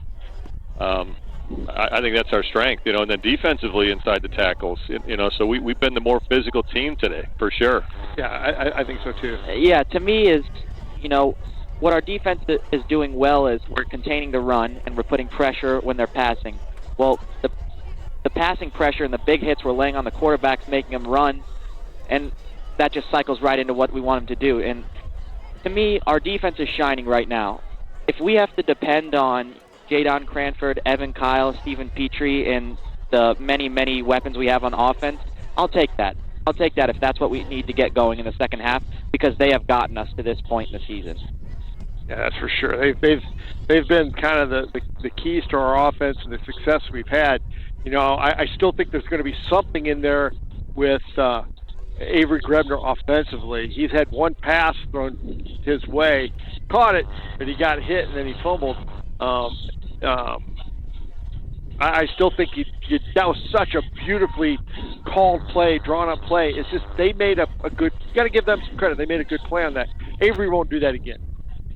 Yeah, no, for sure. No, you're right. Give him another opportunity, and he'll definitely be more cautious. But you're right. I mean, their defensive backfield has really swarmed to the ball and made plays, and not really let us hurt them too much from the outside and get out in the open field. So, that's where I think it's got to be some misdirection. You run Cranford one way, you shoot the ball to Grebner the opposite way, you split the field in half, and you let Grebner go to work, or the same thing. You fake to Grebner and you get the ball to Cranford or Kyle on the other side and let them go to work, And when you're playing with a guy like Avery Grebner, a guy that does so much for your team, a senior who's on offense, he's on defense, he's on special teams, and you're another player and you see him make a if you want to call it a mistake, I wouldn't really call it too bad of a mistake, but when you see something like that happen, that makes you want to dig down. And our defense was kind of like, hey, thanks for getting us here. Here's the ball back. They'll get a touchdown. And they kind of made it up. So that was kind of a cool. And that's what they situation. did too. Exactly what they did. That was a great play by, I believe that was Grady Neal that forced that fumble. And I'm sure Avery Grebner, nobody's happier on that sideline than Avery Grebner. Absolutely. Yeah, like you said, Ryan, you got a leader like Grebner on your team that, makes a mistake, you want to pick him up. You know what I mean? You want to be a good teammate, you want to pick him up, you appreciate all the encouragement, all the leadership he's had this year. And you just work that much harder to try to heal that, and they did. And not that not that he needs it. We know he's a mature player. I mean, if you're at home, I'm sure if you haven't met him in person, you've heard him talk on TV. He's a very mature kid. He understands that you don't roll over after a mistake like that, and you will not see that out of him. And he's coach's son. He knows how to. You just go on. You got the next play. As we get ready, Metamora's kickoff team will come onto the field. These are interesting plays for Metamora. What do you do here? Do you come back out? Do they squib it? I think they do something similar to what they did that last time. Yeah, we've kind of been riding the pooch all year, and that's kind of. I mean, I liked our coverage on our last kickoff, so it's hard to shy away from that. Well, and we're down 1-0 in onside kicks here, so it'd be interesting to see us even try an onside kick here, right? Yeah. I mean, Peoria Central does it every time, right? And we can do it at least once in a while, can't we? I don't think we do that here because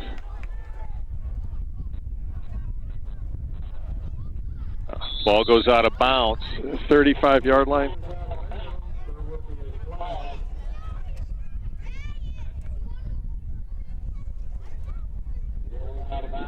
Coach elects to take it at the 35. And you got to imagine it would have been around there, too, if they were going to return it. Maybe 1st and 10, Centralia.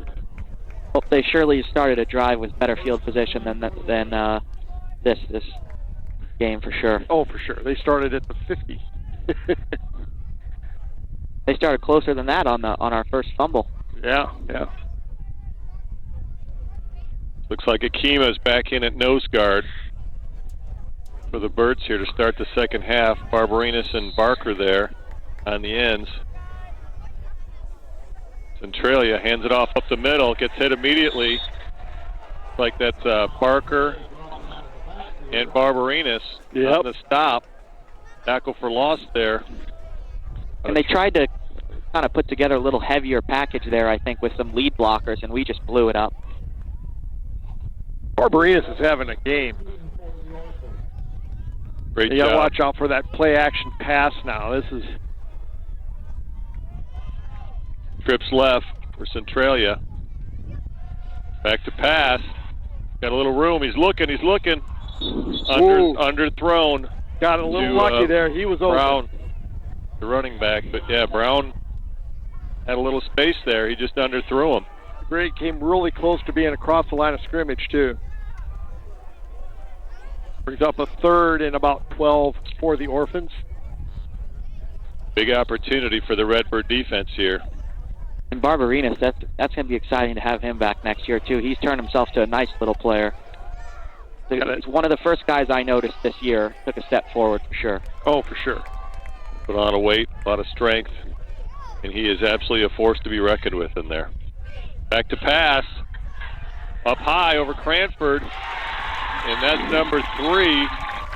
Makes the catch. Third down again. On 3rd down, big play. Number 3, Kenny Bratton, the freshman wide receiver, comes up with a big play here for Centralia.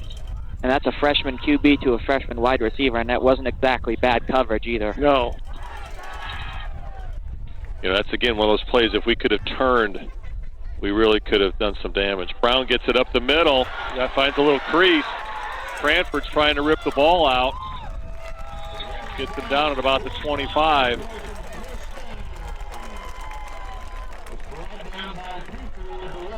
Might be their longest run of the day right there. Yeah, it might be.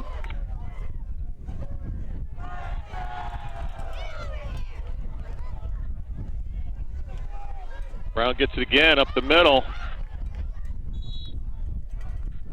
Pick up of maybe 2. Brought down by Cam Nickel.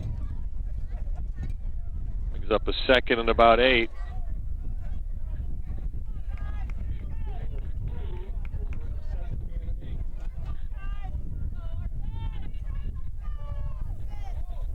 Got to get a big stop here. Those 3rd downs have been backbreakers for us against the passing attack. Brown gets it again on the left side. Brought down, looks like by Cam Nickel again after a gain of about 2. Brings up a 3rd and 5. There's that 3rd down again, the dreaded 3rd down.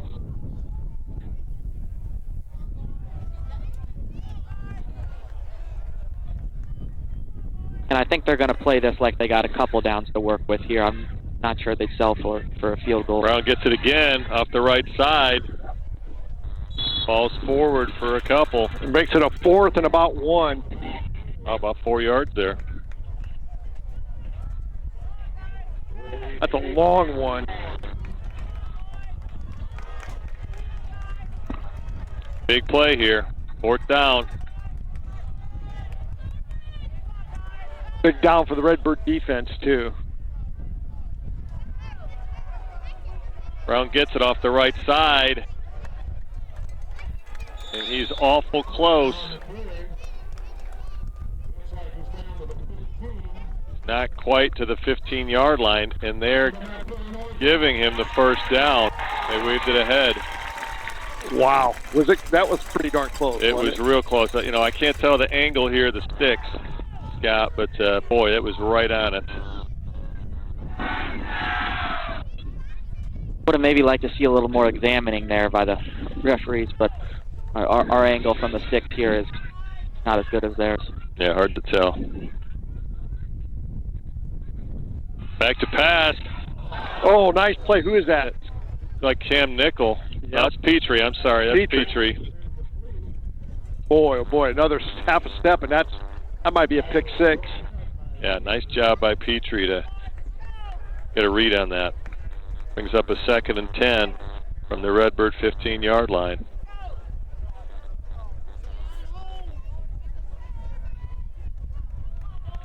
Need another turnover. Need a turnover. Brown gets it up the middle. It's met. Down to about the 14. Boy, it's just barely a yard. Brings it Brad 3rd Schock back on the stop for the Redbirds. Again, another big 3rd down here for the defense. Do they go for a field goal? I think now it's a little more manageable. They got kind of an east to west, side to side wind coming here, but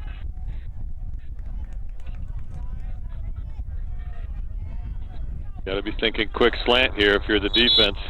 They took a timeout. Looks like they took a timeout. Timeout, Centralia. So you think they'd go for they don't get any yards here? Do they go for a field goal? It'd be about a 31-ish yard field goal. I mean, that's pretty manageable for a high school kicker. We saw him making more than that, and his first field goal that he made would have been good from 31, I would say. But I don't know. It just depends how you want to play this game. We don't know what they like to do. We're not super familiar with them down the stretch of games. If they like to kick late-game field goals, we're not sure. Yeah, I mean, with them going for the field goal earlier, I would expect it here. You know, I think that's definitely part of their game. I think that they probably feel like, you know, in order to beat Metamora, they're going to have to score touchdowns. And I think they're going to want to go for it, regardless of what happens here. They're going to want to go for it and then make us drive the length of the field if they don't get it. I don't know, Scott. You've got a strong Kurt Ryan bias, you know, and you spent a lot of time with him over the years, so I know it's difficult to, you know, succumb to the kicking game at times, you know, field goals and punting. But we'll see. Trips left here for Centralia. Brown in the backfield. Back to pass.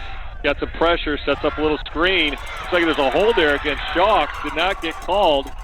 Yeah, there it is. There it is. Late flag. There it is. A late flag. That was a huge hold right there. That's coming back. That's coming back. But yeah, I mean, two guys kind of had Schock just in a vice block there. And I know it's coming back, but pretty impressive poise by their quarterback. I mean, he had 4 guys right in his face. The whole line released, and he still made a nice little screen pass. That was almost looked like a play out of our book.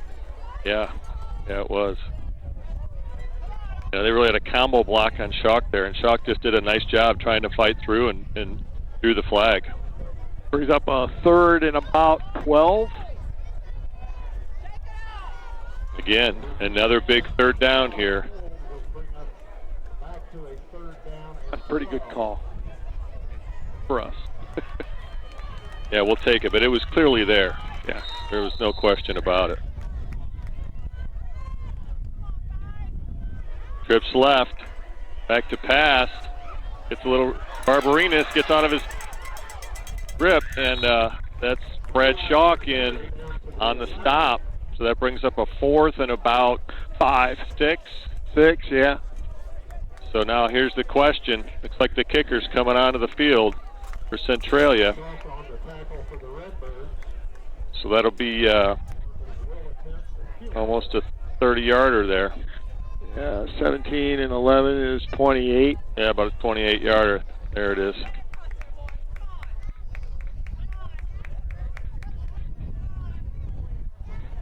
And he's coming off his last kick, which was missed. Extra point. Kick is up.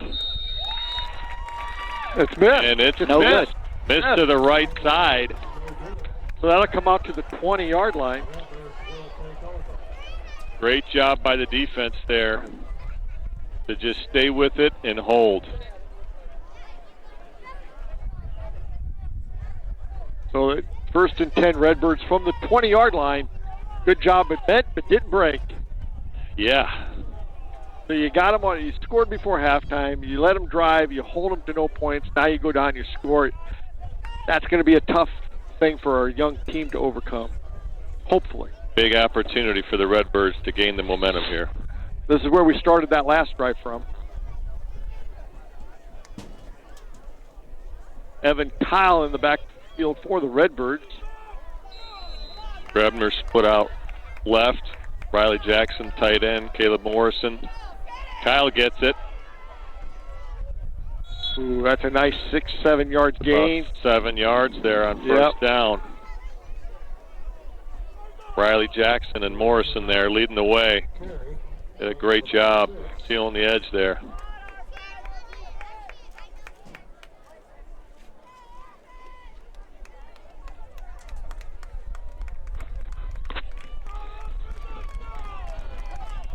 Redbirds kind of go back to the ground and pound here.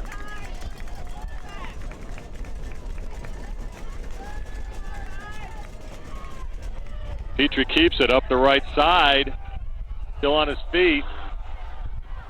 It's gang tackled off to the right-hand side. Out to about the first down. 33-yard line. Took about 5 guys to bring him down there, Scott. And our sideline wanted a horse collar there, and you saw it get a little close to the neck there, but a little too hard for us to tell. But kind of pulling on the jersey, and I think that because you're supposed to, it's when they grab inside the jersey is what the horse collar says. But a lot of guys, it's so gray that it's kind of getting your hand inside that back of the shoulder pad there because you can really rip someone down like that. Yeah, and if you pull someone back, that's really where I think the injury can occur. It's not an easy call to make as a high school referee, that's for sure. No. Petrie now fakes the pitch and gets swallowed up by the defense. It's going to be a loss of about 3. Faked the pitch to Kyle that time and just wasn't enough to throw the defensive line off.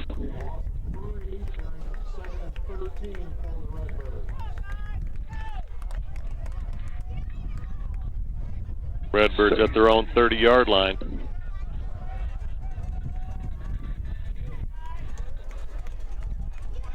Petrie back to pass, gets it to Grebner. Grebner cuts into the middle. There's too much traffic there. Now we've got a flag, and it could be a face mask. I'm not sure what that is. It's against us, a hold. Okay.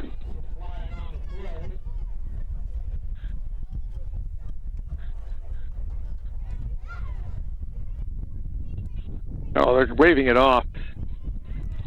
They might have said that we had guys downfield, but since the ball was thrown behind the line of scrimmage, it's not a man downfield. Yep. Good job by the officiating crew to get together, talk it over, check the details, make the right call. Brings up a third and about 12, 13 here for the Birds. Yeah.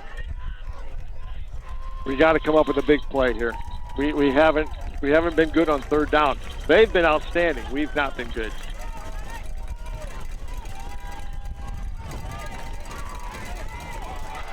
Petrie fumbles it, picks it back up. It's hit on his own 24-yard line, and the Birds are going to have to punt here. Kind of a broken play, but, you know, we had some penetration there, so I don't know if we were setting up a screen or something. Possibly a little premature snap there, too. I'm not sure if Petrie was all the way ready. Not necessarily a bad snap, but just a little early. And they were a little late getting out on Grebner that time. Maybe he saw something where he's going to fire the ball to Grebner if he wasn't checked. Metamora takes a timeout. Hey, that's a good timeout. Settle this down a little bit.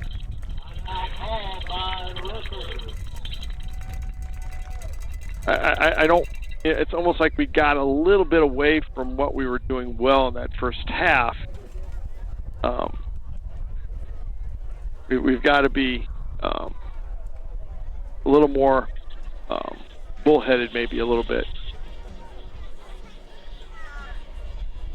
Yeah, we haven't seen Cranford in the second half. You know, it's been Kyle out there. So, you know, again, I really hope we see a two-back set at some point today. I really think that just gives the defense a different look where they really don't know where to focus, you know, when you get both of those guys on the field at the same time.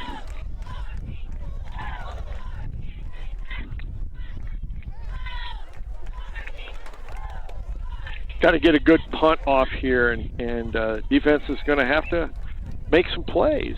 We've done a great job so far. Cam Nickel back to punt for the Redbirds. That's number 6, Xavier Koch, back to receive right about midfield. If you can punt one side or the other, punt over here, there's more room over here.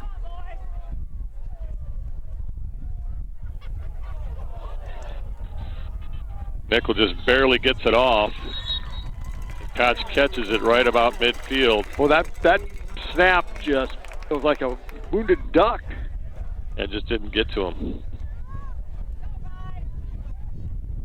I'll tell you what, though, if Cam took a look to his left, no nothing but green out there. He's the kind of guy, again, you know, we don't talk about him and his speed and his size and his strength, you know, offensively very often, but we don't use him much on offense because of his shoulder. He's had a couple plays this year that he just looks outstanding at, you know, so he's another guy that you can't get the ball to. Brown gets wrapped up immediately by Parker and Barbarinas. So again, the end's just crashing in and just giving Brown nowhere to go. Loss of 2 on the play.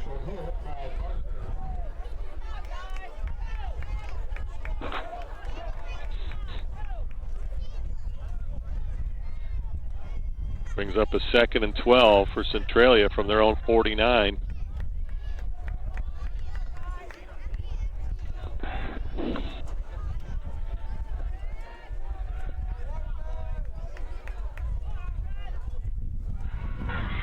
Little counter here. Oh, he got back to the line of hit, scrimmage. and that's is that Cam Nickel in on the stop? Maybe back to the line of scrimmage.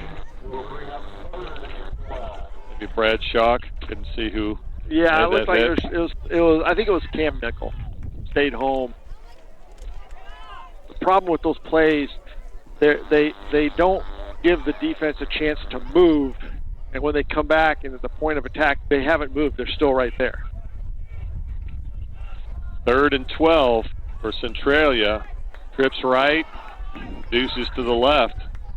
Oh, the dreaded 3rd down. Empty in the backfield, and the Birds blitz. And number 6 gets it, and he is not, close to the 1st down. So that brings up a 4th down and about 6 from the Metamora 45-yard line. That was defensed really, really well. Yeah. And you can almost ride up a Xavier Koch screen about almost every 3rd down. I mean, you could see it coming, and his main route's been a screen. They've done a ton of slanty screens to him, and they're going to go for it here. Yeah.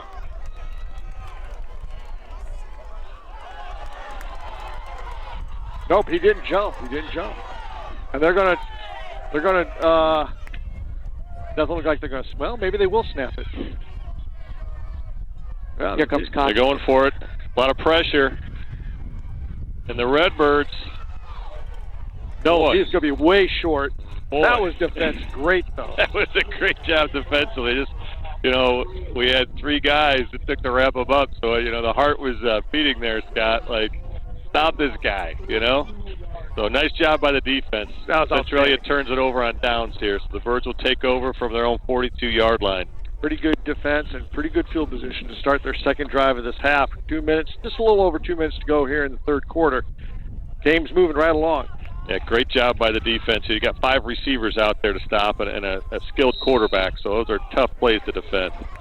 And at this point in the game, both teams sort of settled in. You kind of see how evenly matched these teams are.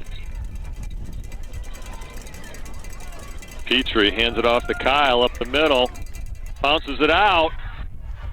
Oh, he picks up about 11 yards. Nice job. We got a late flag here by the white hat. But after he pointed sure. Wow, it almost looked like 23 said, hey, ref, throw a flag. Yeah, And just pulled it out. Yeah, I mean, 23 requested the flag. Very interesting. You might have to start doing that. I guess. Not sure what the call is here.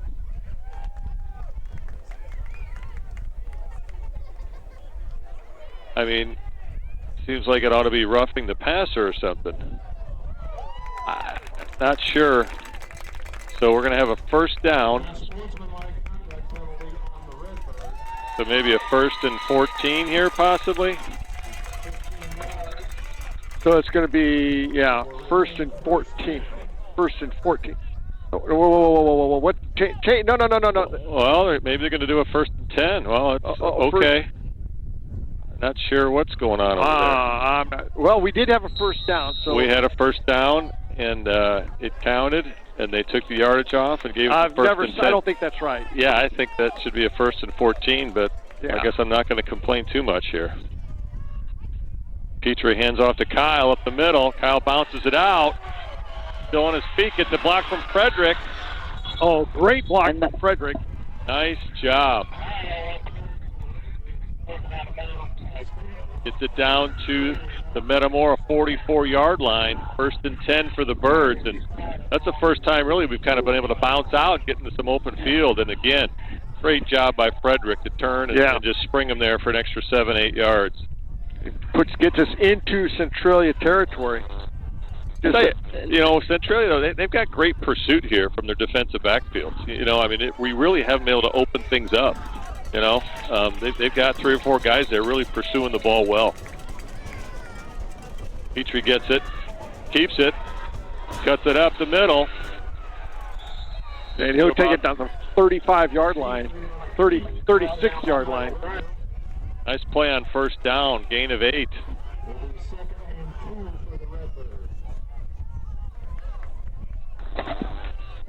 Boy, this last couple weeks, Petrie's been in that hit mode. Seems like he is just laying the hammer every time. Yeah, it's a whole other level of physicality out of Stephen Petrie.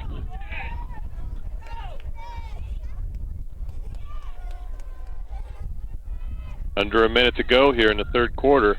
Petrie kicks it out to Kyle on the right side. He's going to get the first, and he'll get out of bounds. Driven out of bounds here after he gets the first down. Down to about the 32-yard line.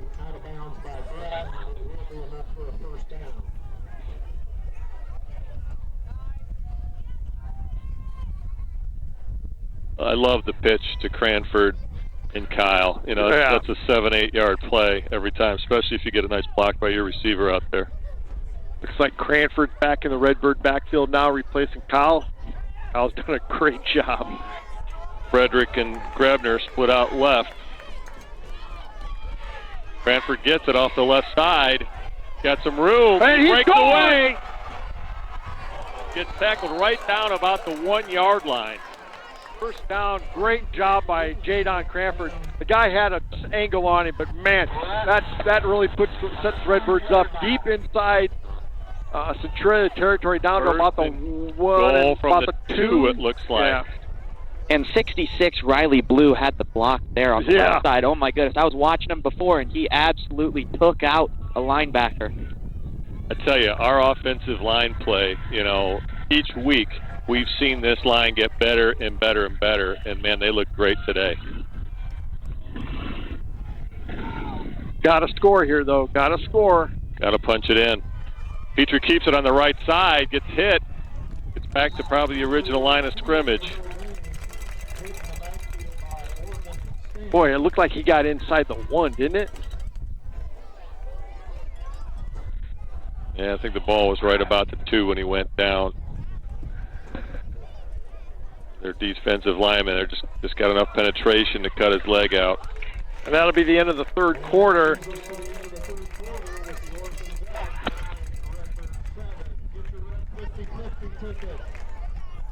It's time to thank our sponsors. Commerce Bank is proud to support the Metamora Redbird. For nearly 160 years, Commerce Bank has been helping people find answers to the financial questions that matter most to them. Goodfield State Bank, a true community bank, big enough to serve you, small enough to know you.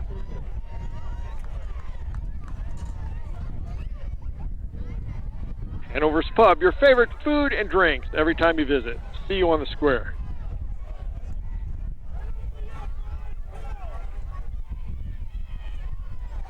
Go see Ross up at Mason Funeral Home. They're the proud supporter of the Metamora Redbirds.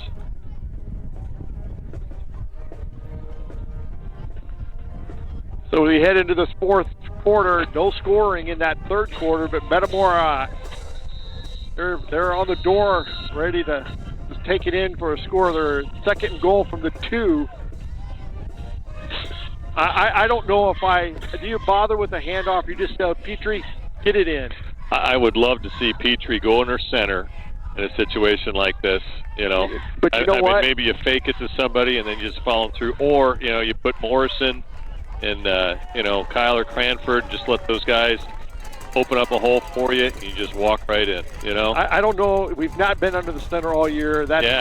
We don't do it. But a lot of times that's the dangerous, and a lot of people that you don't do it all the time, you don't want to do it. You do what's comfortable. Yeah, and you're right. It takes a while to get comfortable with the snap and everything, and the you know, and the shotgun. So yeah, you're right. You want to perfect the shotgun for sure.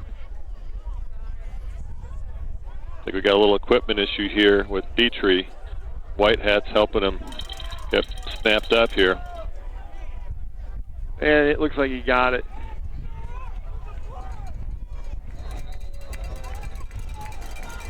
Second and goal from the 2. Cranford in the backfield with Petrie. Petrie keeps it up the middle, driving forward. And it looks like he's in. I haven't seen a signal yet. He's in. He's in. They're looking. Touchdown. And there we are. We've got it. Got the signal. Redbirds take the lead with 11:46 to go in the fourth quarter. You got to go for one, I think. Kick the field goal. Oh, 1 doesn't really matter whether you go for 1 or 2. Yeah, so if you go for 2, you're up by 6. You go for 1, you're up by 5, right? So looks like we've got Petrie out there. We got the offense on the field. Frederick and Grebner split out left. Cote split out right. Cranford is in the backfield with Petrie. And a little reverse here. And Grebner throws it in back to Petrie. Wow! That is a little bit of dipsy-do that we have not seen all year from the Birds. No, I like that. Wow, that's, you know, as a Bears fan, that reminds me of the 85 Bears when they would throw the ball back to Jim McMahon. Wow, some fun times that makes for Chicago fans. 15-9. And now there's a flag on the field here. Are they going to get us for celebration, or what's happening out here?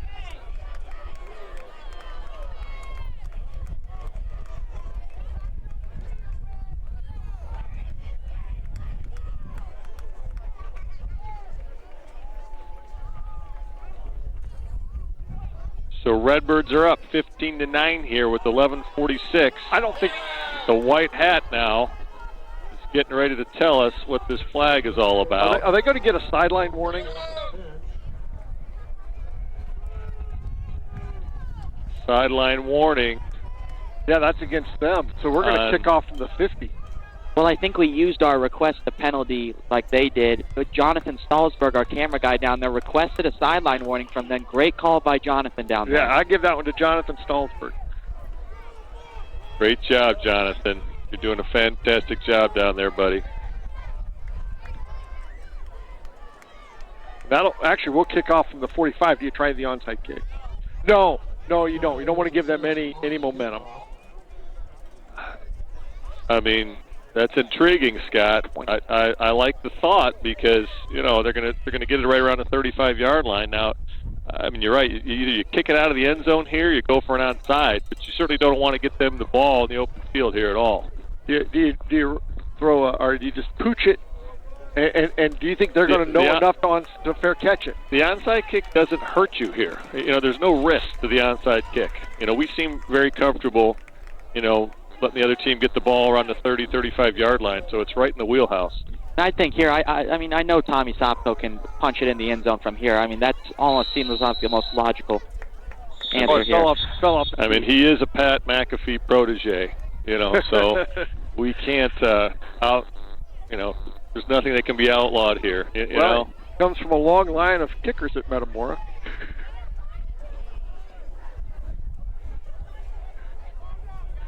All right, I'm not sure what that confusion was about. The ball fell off the tee. Was it? Okay, yeah. I didn't see that. All right. Sopko hesitates and pooches it to the left side. Ball rolls down to the 2-yard line. They pick it up, and nice job by the defense, by the special teams to stop them inside the 10-yard line. I mean, just how we drew it up, just how you draw it up. And he has gotten so good at kick placement. I mean, obviously you're not saying, hey, we're going to kick this and land it on the 1 over here. But if you get it in that vicinity, I mean, his pooch kick has been fantastic. Died. Well, it's unbelievable. The defense is thinking, hey, this thing's going out of bounds. They're not going to pick it up. The return team, I should say. And then, then they pick it up late, and now we've got great coverage on the play. So, yeah. Got a lot of ball games spot. here, though. Got to keep playing. We've played really well the last 2 quarters. You got to keep going here, though. A lot of time. 11:42 to go in the ball game. Got to keep playing.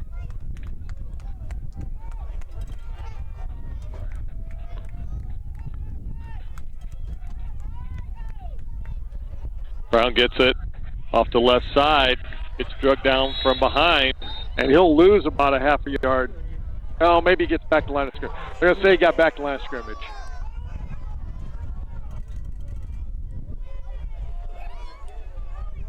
Is that Cam Nickel on the stop there? Yep. Cam Nichols had a really nice game. I'll tell you what. The linebackers. You talk about players of the game, I might have to say it's the defensive unit. Yeah, that's the line and the linebackers, Shock and Nickel and Grady Neal, Chase Seals, they've all done a great job. Back to pass, over the middle, got his man, the first down.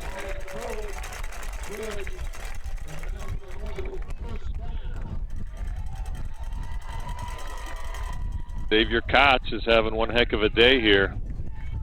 Probably, his 10th reception? Boy, at least. It seems that way. I don't think he's had that many, but he's had quite a few. Yeah. Big plays when they need it. That quick slant, though, was so tough to stop. We need a defensive, we need a turnover here. Back to pass. Chalk is in on him. He just throws the ball out of bounds. That's actually a pretty good play. Got to give it to him. Didn't get back to the line of scrimmage. I guess there was a receiver in the area. And that's hard to say, 'cause I really didn't think there was a receiver even close. Yeah, we've been on the receiving end of a penalty in the playoffs like that before, but Chalk puts a nice hit on the quarterback. So, a nice job.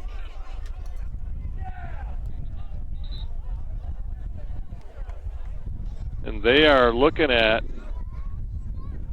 the spot here, and they're talking it over maybe. We may see a grounding call here, folks, because it did not get back to the line of scrimmage. So I believe that's what they're discussing, Scotty. What do you think? It's got to be. That's the only thing else they can say, and I don't think there was anybody out there.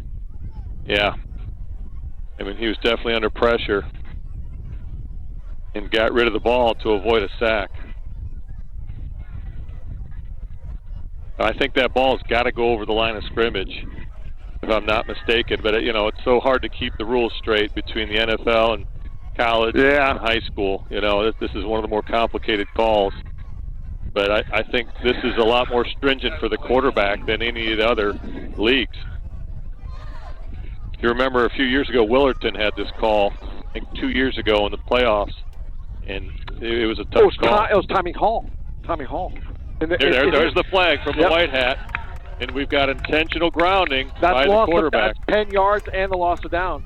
Yeah. Yep. So you know we have to give this officiating crew some credit because you know they sat down, they talked about it, they didn't let it pass, and they made the right call. So that makes it a 1st and 20. I have a feeling Coach Grebner over there nudged him in the right direction.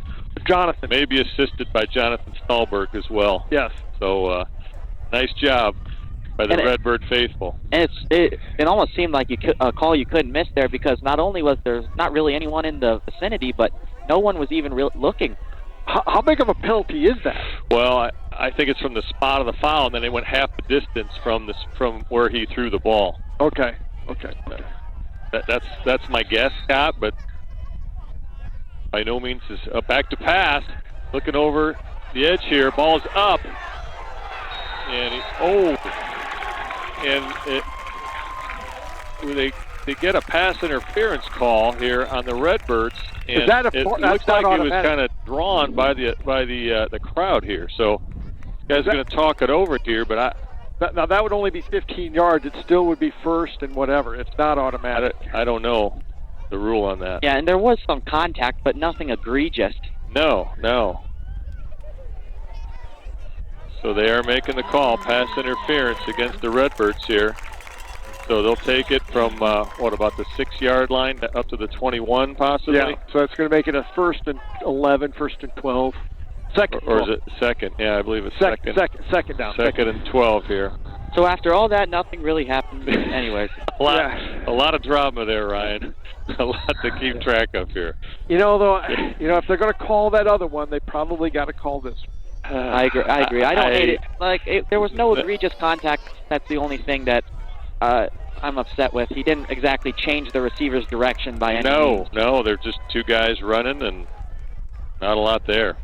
Back to pass, quick slant, again a number 6, still on his feet, goes down about the 24-yard line. Makes it a third, pick up a 4. All that, and he picked up 4 yards.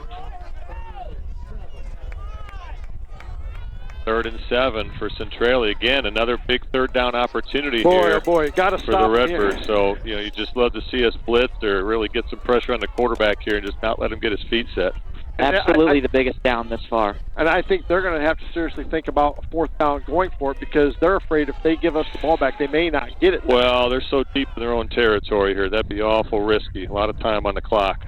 Back to pass, looking to his right. Barberina's in pursuit. Doesn't get a hold of him. They throw the ball over the middle.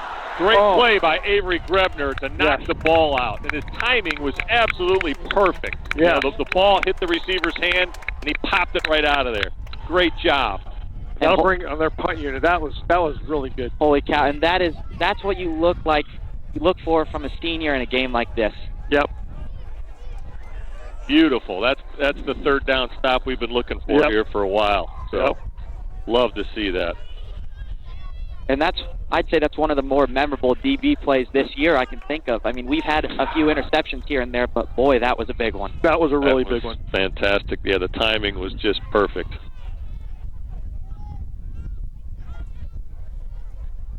High kick, catches the ball, coming towards the sideline here. It'll be out at about the 46-yard line.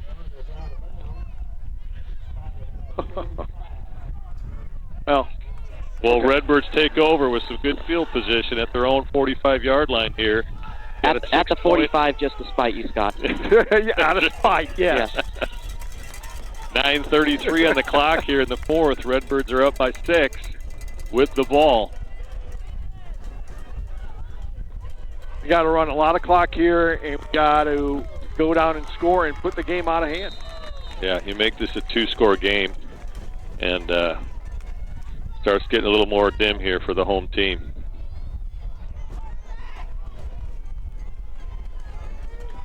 Evan Kyle in the backfield with Petrie.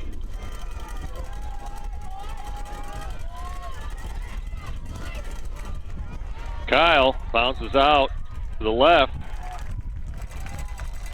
Pick up. They got a face mask call from the back judge. Is that what I did not see that. Yeah. The tackler had his hand on the face mask. Is that a 5 or 15? You know what? I don't know that they distinguish that in high school. Yeah, they do 5. Do they? Okay, so it would probably be the more personal foul, 15-yarder. Okay. Well, I was a little surprised that they went with the 15-yarder there on that one. Yeah. I did not see. They say it. Yeah. He pulled his head. Very possible. Yeah. You know, you don't see that 15-yard as much because kids wear those masks, those shields, and so you can't get a hold of the mask as well.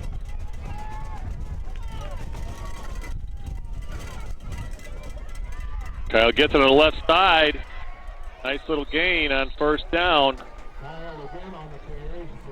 This is that. Clock's running under the 9-minute mark. You want it to keep going into that patented Metamora ground and pound. Brings up a 2nd and 4. And here's the beauty of a drive like this. You're not in a rush to do anything. No.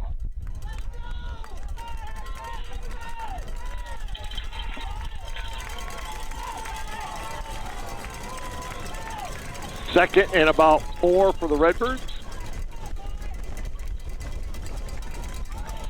Boy, the snap came at an unexpected time while Morrison was shifting, and Petrie somehow gains 2 yards on the play. Wow, that's a heads-up play by Petrie. That could have been an absolute disaster. So that brings up a 3rd and 2 for the Birds. That's one of the bonuses of having one of the smartest guys on the field be your quarterback is he picks it up. He literally got hit in the face mask with the ball, didn't know where it was, grabbed it, and still trucked somebody and got 2 yards. Yeah, you know, and we're lucky we only had Morrison shifting in motion. A lot of times we've got 2 guys. We've got, Jackson. So, I mean, his shift actually was a legal motion play. Petrie gets it, keeps it off the left side, got the first down. And he'll get out to about the 25-yard line. 1st and 10, Redbirds. Wow. After that snap, we are in a very good position right now, fellas. About the 24-yard line. Clock's running inside of 7 minutes and 30 seconds. We're in no hurry. 15 seconds, 17 seconds on the play clock. We're going to milk these puppies down to about 4 or 5 and snap it and pick up big yards.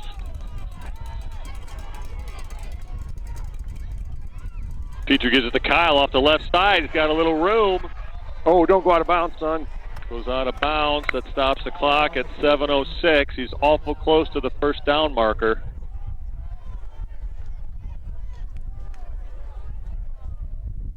Yeah, I hope he's a little short.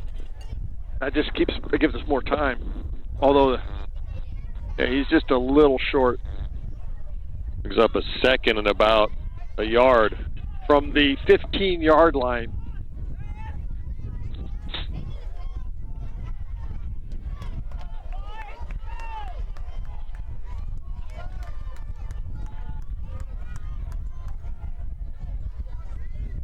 Petrie keeps it up the middle.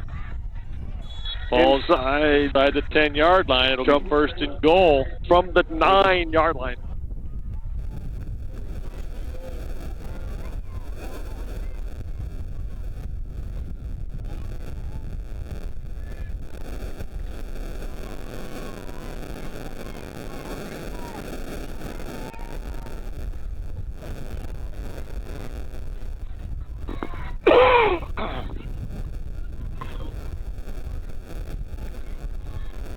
About 10 seconds on the play clock here, and the Redbirds are probably going to have to take a timeout. No, here they go. They're getting up to the line to get set. They get the ball snapped. Kyle gets it on the right side, still on his feet. Down to about the 1-yard line. 2nd and goal for the Redbirds.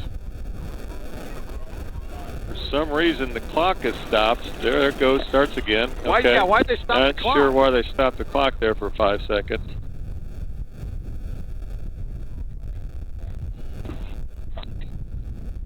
Staffed it on the whistle for some reason. Maybe they were used to a first down or something. Clock's running inside the 6-minute mark. Down to 6 seconds to go. Play clock. Petrie's got it on the left side. Touchdown, Metamora.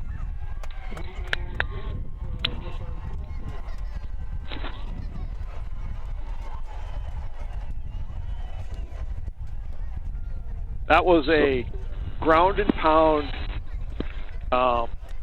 old school drive.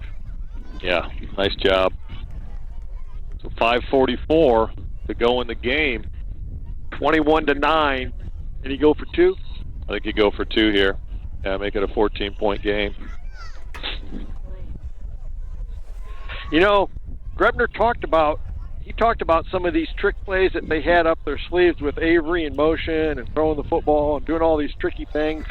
That last 2-point conversion was pretty impressive. Let's see what we've got cooked up here. Grebner in motion to the right side. Petrie gets it off left, and we got a flag here. Yeah, we're in motion. And illegal procedure. That'll move us back 5. Yeah.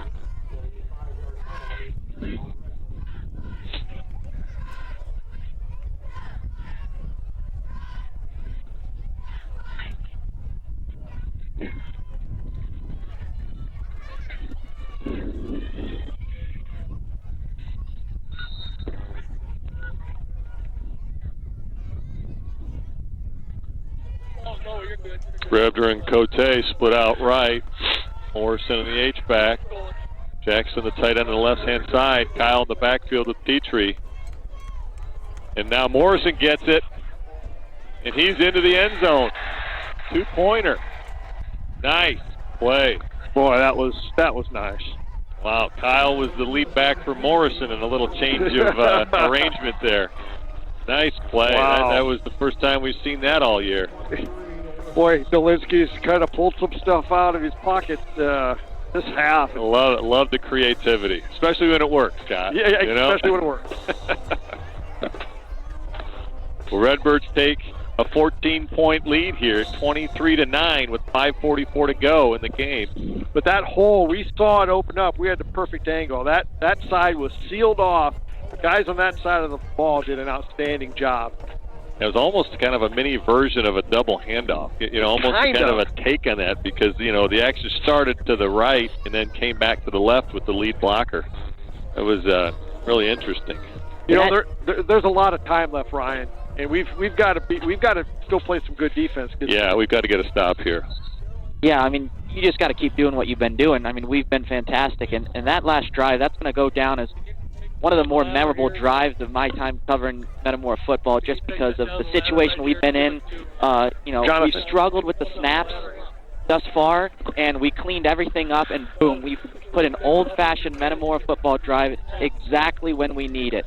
And we're just really putting it all together, and it makes you proud to cover a team like this that can, and the coaches, and be around a program like that puts it together like we do. Yeah, you're right. All the pieces are coming together for sure. Not over by any means. Sopko hesitates on the kick, drives it back to the left side, down to about the 20-yard line. Runner gets out to about the 35.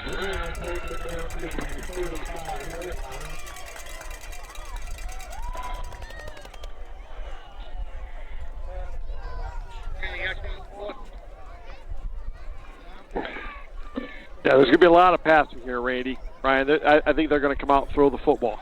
It's time for a pick 6. My pick's Jade on here. Ooh, I think you're right. I think that's a good bet. Randy, you got a couple grand on that? This is, like we said, these are the drives you're going to look for your seniors to make a big play. Yeah. And, our D-backs are going to be tested here every play. So, we've got to put pressure on the quarterback and, get him to make a mistake here.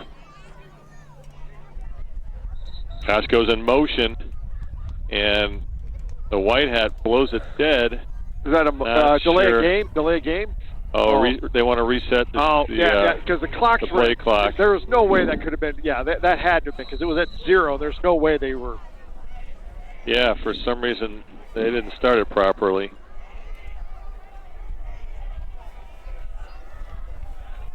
Pass goes in motion. Looking back, he's looking. Barbarinus. And now you got Brad Shaw and Cam Nickel come and make a play while Barbarinus was in pursuit.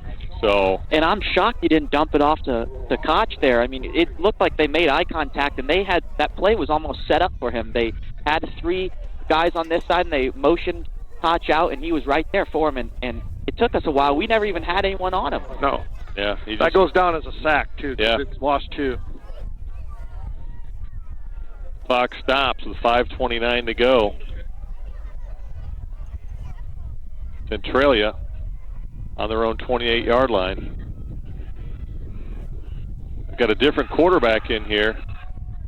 I'm sorry, that is the freshman. Cote now with the tackle. That's really good job. That's a really, really nice job of Cote on defense there. He caught the ball, and it kept him in bounds. The clock's running. He picked up, makes it a 3rd and 7 again, though. Picked up about 5. So, again, a big 3rd down here for the Redbirds as the clock runs under 5 minutes. Trips right. Back to pass. Rolls to his right. Steps up and makes the throw. He's got Koch right around midfield. Gets swarmed by the Redbirds, and now we've got a flag coming in from the back judge. That'll stop the clock at 4:43. I don't think there was any. Was there a face mask there or not? I don't know. Didn't see anything. Face mask by the Redbirds. Must have been, we were kind of swarming them on the tackle and trying to punch the ball out, and we must have grabbed the face mask here, but that'll take the ball down to the 32-yard line. Wow, I thought he was about midfield. No, he was about 45. Okay. So 1st and 10 for Centralia on the Metamora 32-yard line. And the shadow's starting to set in as the sun sets behind us on a beautiful, beautiful day. Back to pass again. He's got time. Now he's going to scramble off to the right. Gets out of bounds after the gain of about 5. That'll stop the clock with 4:28 here. Down number 28. It'll be 2nd and 5.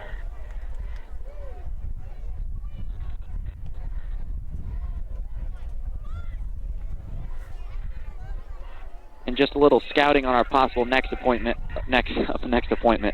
game. Morgan Park up 14-0 right now at halftime. Ooh.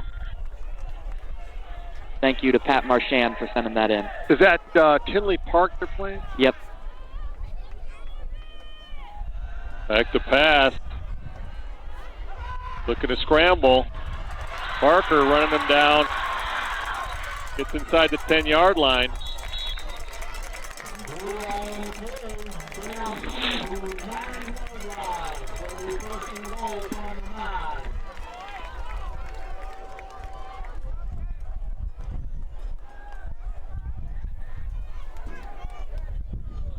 Clock stops to set up the down marker. As soon as the down marker's there, they should start. Well, they got to get the ball. Yep, they start. Clock starts here. Trips left. Brown in the backfield. Throw it up in the end zone here. And Cranford had a line on it. That was a great play by Jay Don. He turned and Ryan had his eye on it. And, Ryan, you talked about, the sun coming in, and, that sun was right in Cranford's eye when he turned, and that may have had an impact on him, but the timing of that turn was fantastic. Yeah, and we got, like I said, the shadows are setting in. I mean, there's part of the field that's completely dark. I mean, it's darker than you think once you're down there, and then all of a sudden you get to a certain spot, and boom, the sun's right there in your eyes. It makes it tough. I always think about a pitcher being on the pitcher mound, and, Exactly. that shade's about halfway through. All of a sudden, the ball probably just pops up out of that shade when you're standing in the batter's box. So, trips left. Brown gets it up the middle. Gets swallowed up immediately. by the defense here. No gain on the play. Another third down. Third down and goal from the 10-yard line here. If nothing else, it's making them take a long time. This is an important down for us right now. Yeah, and it's 4-down territory, so, you know. Back to pass, looking left. He's going up to the corner of the end zone. Grebner was thinking about jumping and thinking about jumping. That ball was up there forever. Great job by Grebner to get in front of the receiver and be in control of the play, you know.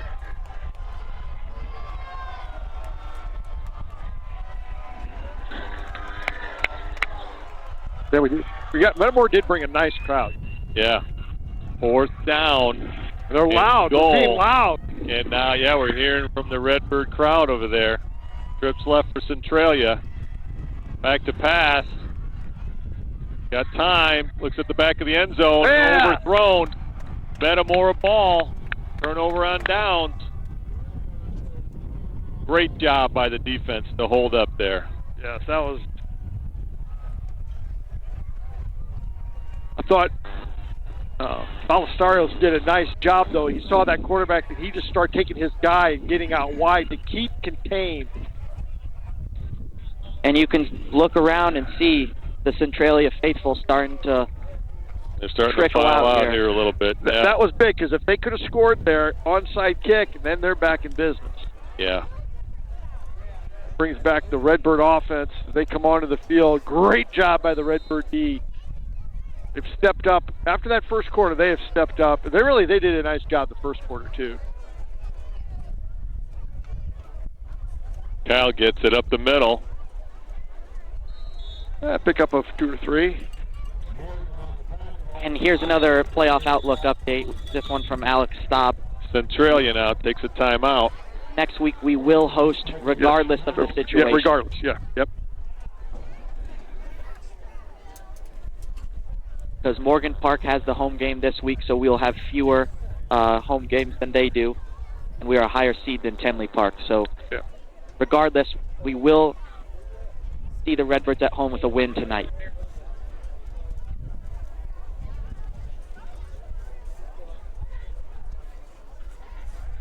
Great game by Jonathan Stallsberg. Doing a heck of a job, you know. He's going to need a couple of Diet Cokes to relax after the game. Yeah, you know? you're looking at 6 or 7. Yeah. And Metamora fans, if you see Randy Begol around town, make sure you give him a little pat on the back. He got the whole MTCO crew down here in his beautiful RV and got us down here so we could stream this game at this beautiful stadium. This has been a great day. Great day. Did a little tailgating, picked some burgers and some brats out. Even the scorekeeper, Daryl Gerlandry, is with us today, so gracing us with his presence. Petrie keeps it off the left side. He'll fall forward. It's like a first down, and we've got a flag here in the backfield. Not sure which way that's going to go. That'll stop the clock with 3:07 here in the fourth quarter. And that's a hold Metamora. Now, could be half the distance here, I believe, since it's inside the 20.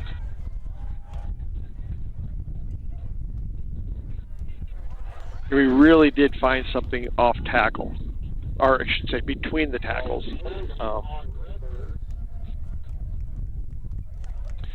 So take us from what, the 14 down to the 7, looks like.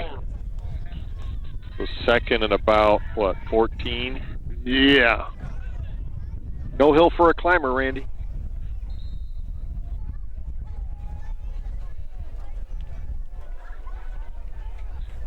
I got to tell you, I'm really proud of that whole football program. The kids, the coaches, man, they've really done a great job here of weathering the storm, keeping kids patient, and then coming back and then just dominating. Petrie gets it on the left side, still on his feet. Gets over the 20, and he'll get up to 25 for the first down. Yeah, that's just wanting it just a little bit more than your opponent.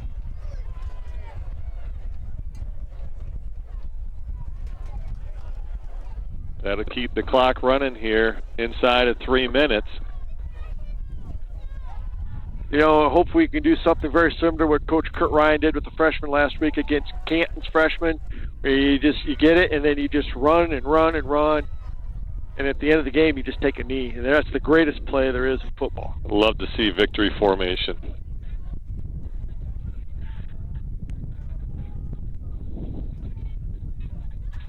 Petrie gets it on the left side. Gets close to the 30. That's a pickup of what, 4?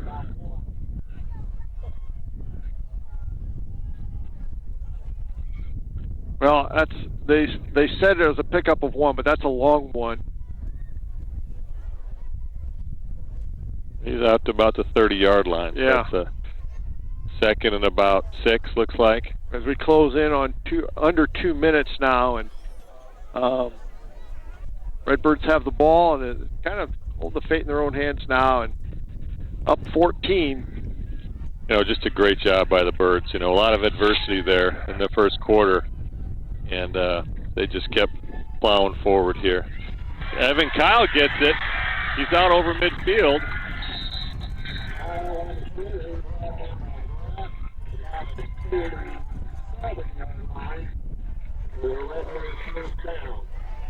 Wow.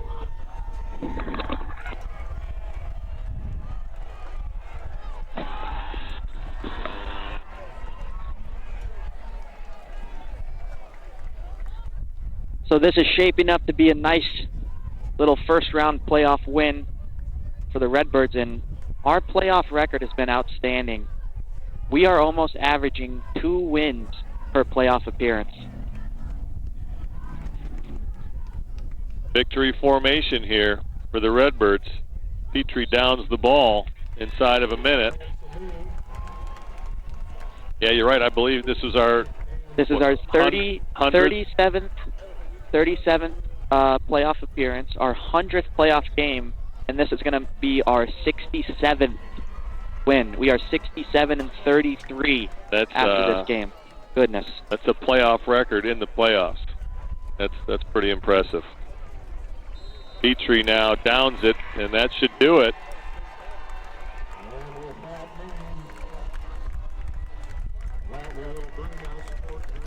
Players will shake hands here at the 50-yard line.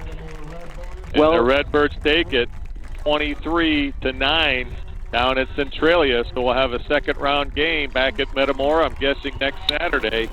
And, you know, looks to be possibly Morgan Park would be the team we'd play. I believe they have a 14-0 lead, you said, at half? Yep. And in a game that started off with a lot of question marks, bad snap, quick turnover, turns out pretty well for the Redbirds. Yeah, they turned it around again. Halftime adjustments, you know, this little cat down. So Mike will be down with Coach for an interview here after we get some bills from some sponsors.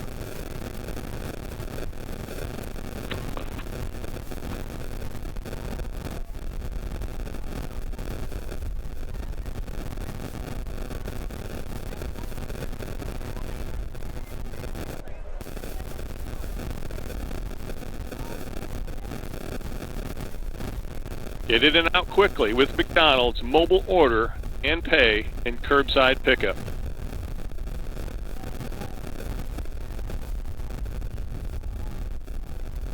Merrill Lynch, local faces with big company resources.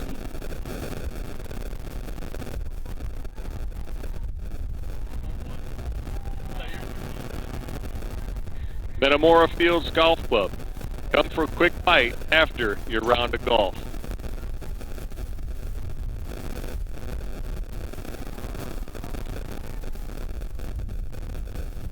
The Room, located in the historic Homestead Building, is proud to be your local football headquarters.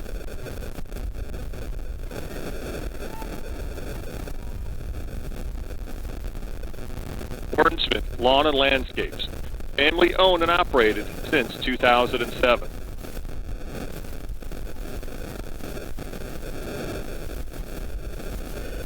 Zobrist Insurance, your total insurance solution.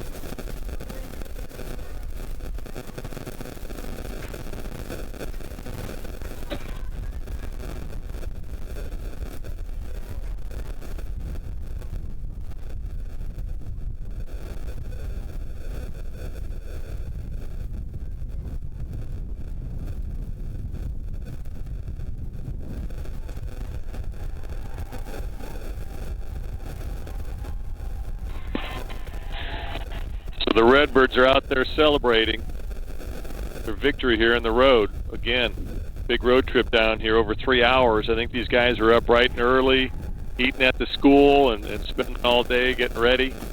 And what a great day for Redbird football here. And, you know, we talked about how young our team is at the beginning of the year. And we've just seen this team grow up week after week and get better and improve. And, you know, this is when those off-season workouts paid off. And it's just great to see the Redbirds here come away with a victory.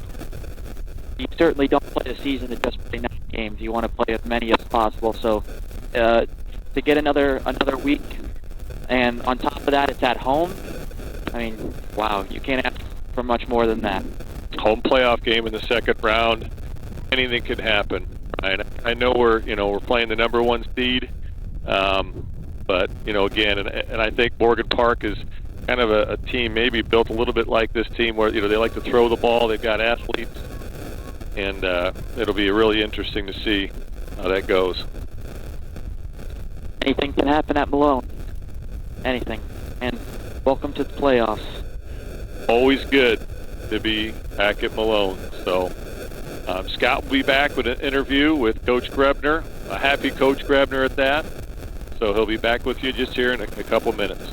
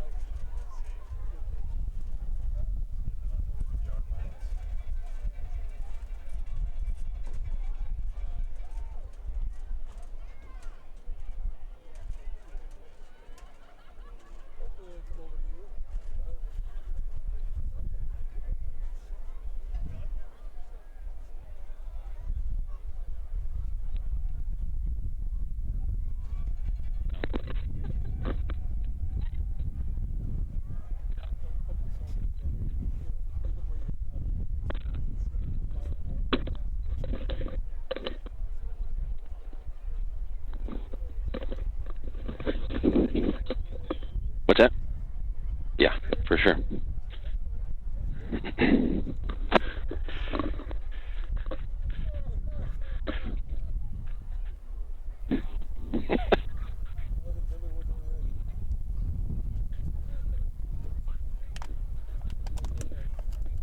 Welcome back to Centralia. We're here with Metamora defensive coach Jeff Herring. Coach, I got to tell you, things were looking a little bit hairy in that first quarter, but you guys settled down. You got the kids to settle down. You never panicked, and your defense played just an outstanding football game today. Yeah, there's one thing about this senior group, and we've known it for a long time. They have character. They have leadership, and they're just gritty. They just find a way. And you're right, Scott, it wasn't going real great early there. Huge play there to end the second quarter when Grady Neal caused that fumble and we were able to score, right? So very complimentary offense, defense, special teams today. We're pretty fortunate not only to have great players, but our coaching staff from top to bottom is fantastic. Coach Elbert and Coach Kieswetter up in the box, helping us spot and giving us thoughts and ideas, and Coach Grebner offering thoughts and ideas as well. But really, it just comes down to our kids played hard. They certainly did. I thought today your kids came out. Like I said before, there was a point in there where somebody with a little maybe less character may have not responded, maybe would have packed it up. But your kids didn't. They played a lot of Metamora pride. And you guys put together a drive right before halftime, and you scored, made it 9-7, and I thought that was huge. You had driven down the field, got an unfortunate fumble, just a kid trying to make a play, and got coughed up. But then Grady Neal with a huge hit, fumble. I believe he recovered it too, didn't he? I think he did. And I thought that was a huge part of the football game today. I mean, you scored, you went in down 9-7, but man, it just felt like you were up. Right. And we talked at halftime about making sure we came out and we got the first stop, and we did. But again, it's just such a complimentary game. There's nothing greater than the sport of football. Not to get overlooked was Tommy Sopko's huge kickoff that pinned them deep. We had a couple times where we got some stops late in their territory, and again, Scott, it's just a team effort. Couldn't be prouder of these guys, and we're going to have a fun bus ride home. Us coaches are going to get the laptops out and start getting ready. But, hey, we're going to be at Malone Field next week. That's a great feeling. And, the thing that I a little bit, that second half, you guys came out, like you said, you kicked off. They drove the ball down to our 15-yard line, and they went for a field goal. You stopped them. I thought that was really huge because that would have given them the lead back again, or extended their lead, excuse me. But then you guys stopped them. And then you drove, you got the lead, and then you tacked on later. The thing that is nice is when you add on, and and then they drove down to our 10 and they didn't get any further. Sure. You stopped them. Yeah, and we want to make sure we give Centralia some credit. There's a group of seniors over there that are hugging their coaches and taking off their pads for the last time. But offensively, defensively, special teams, it was a Metamora win, man. And those are fun. Those are the best. They're so good, and the ground and pound is unbelievable, and it's everything's a little bit greener, and air smells a little better when you get a W. Even the turf smells good. Coach, congratulations. Thank you, Scott. Enjoy this win. Yep. And have a safe trip home. I want to thank Jonathan Stallsberg, Ryan Vogel, my brother Mike on the camera, Tom Hagan, the producer. I want to thank Ryan Vogel for commentary, and Randy Bagol, my partner. It's been a great day here in Centralia. Beautiful facility. I want to thank the people in Centralia. They were fantastic, super nice. It's been a great day. It's always nice to get a win. We'll see you next week at Malone Field, probably against Morgan Park. They're up 14-0 at halftime. But anyway, we'll see you next week.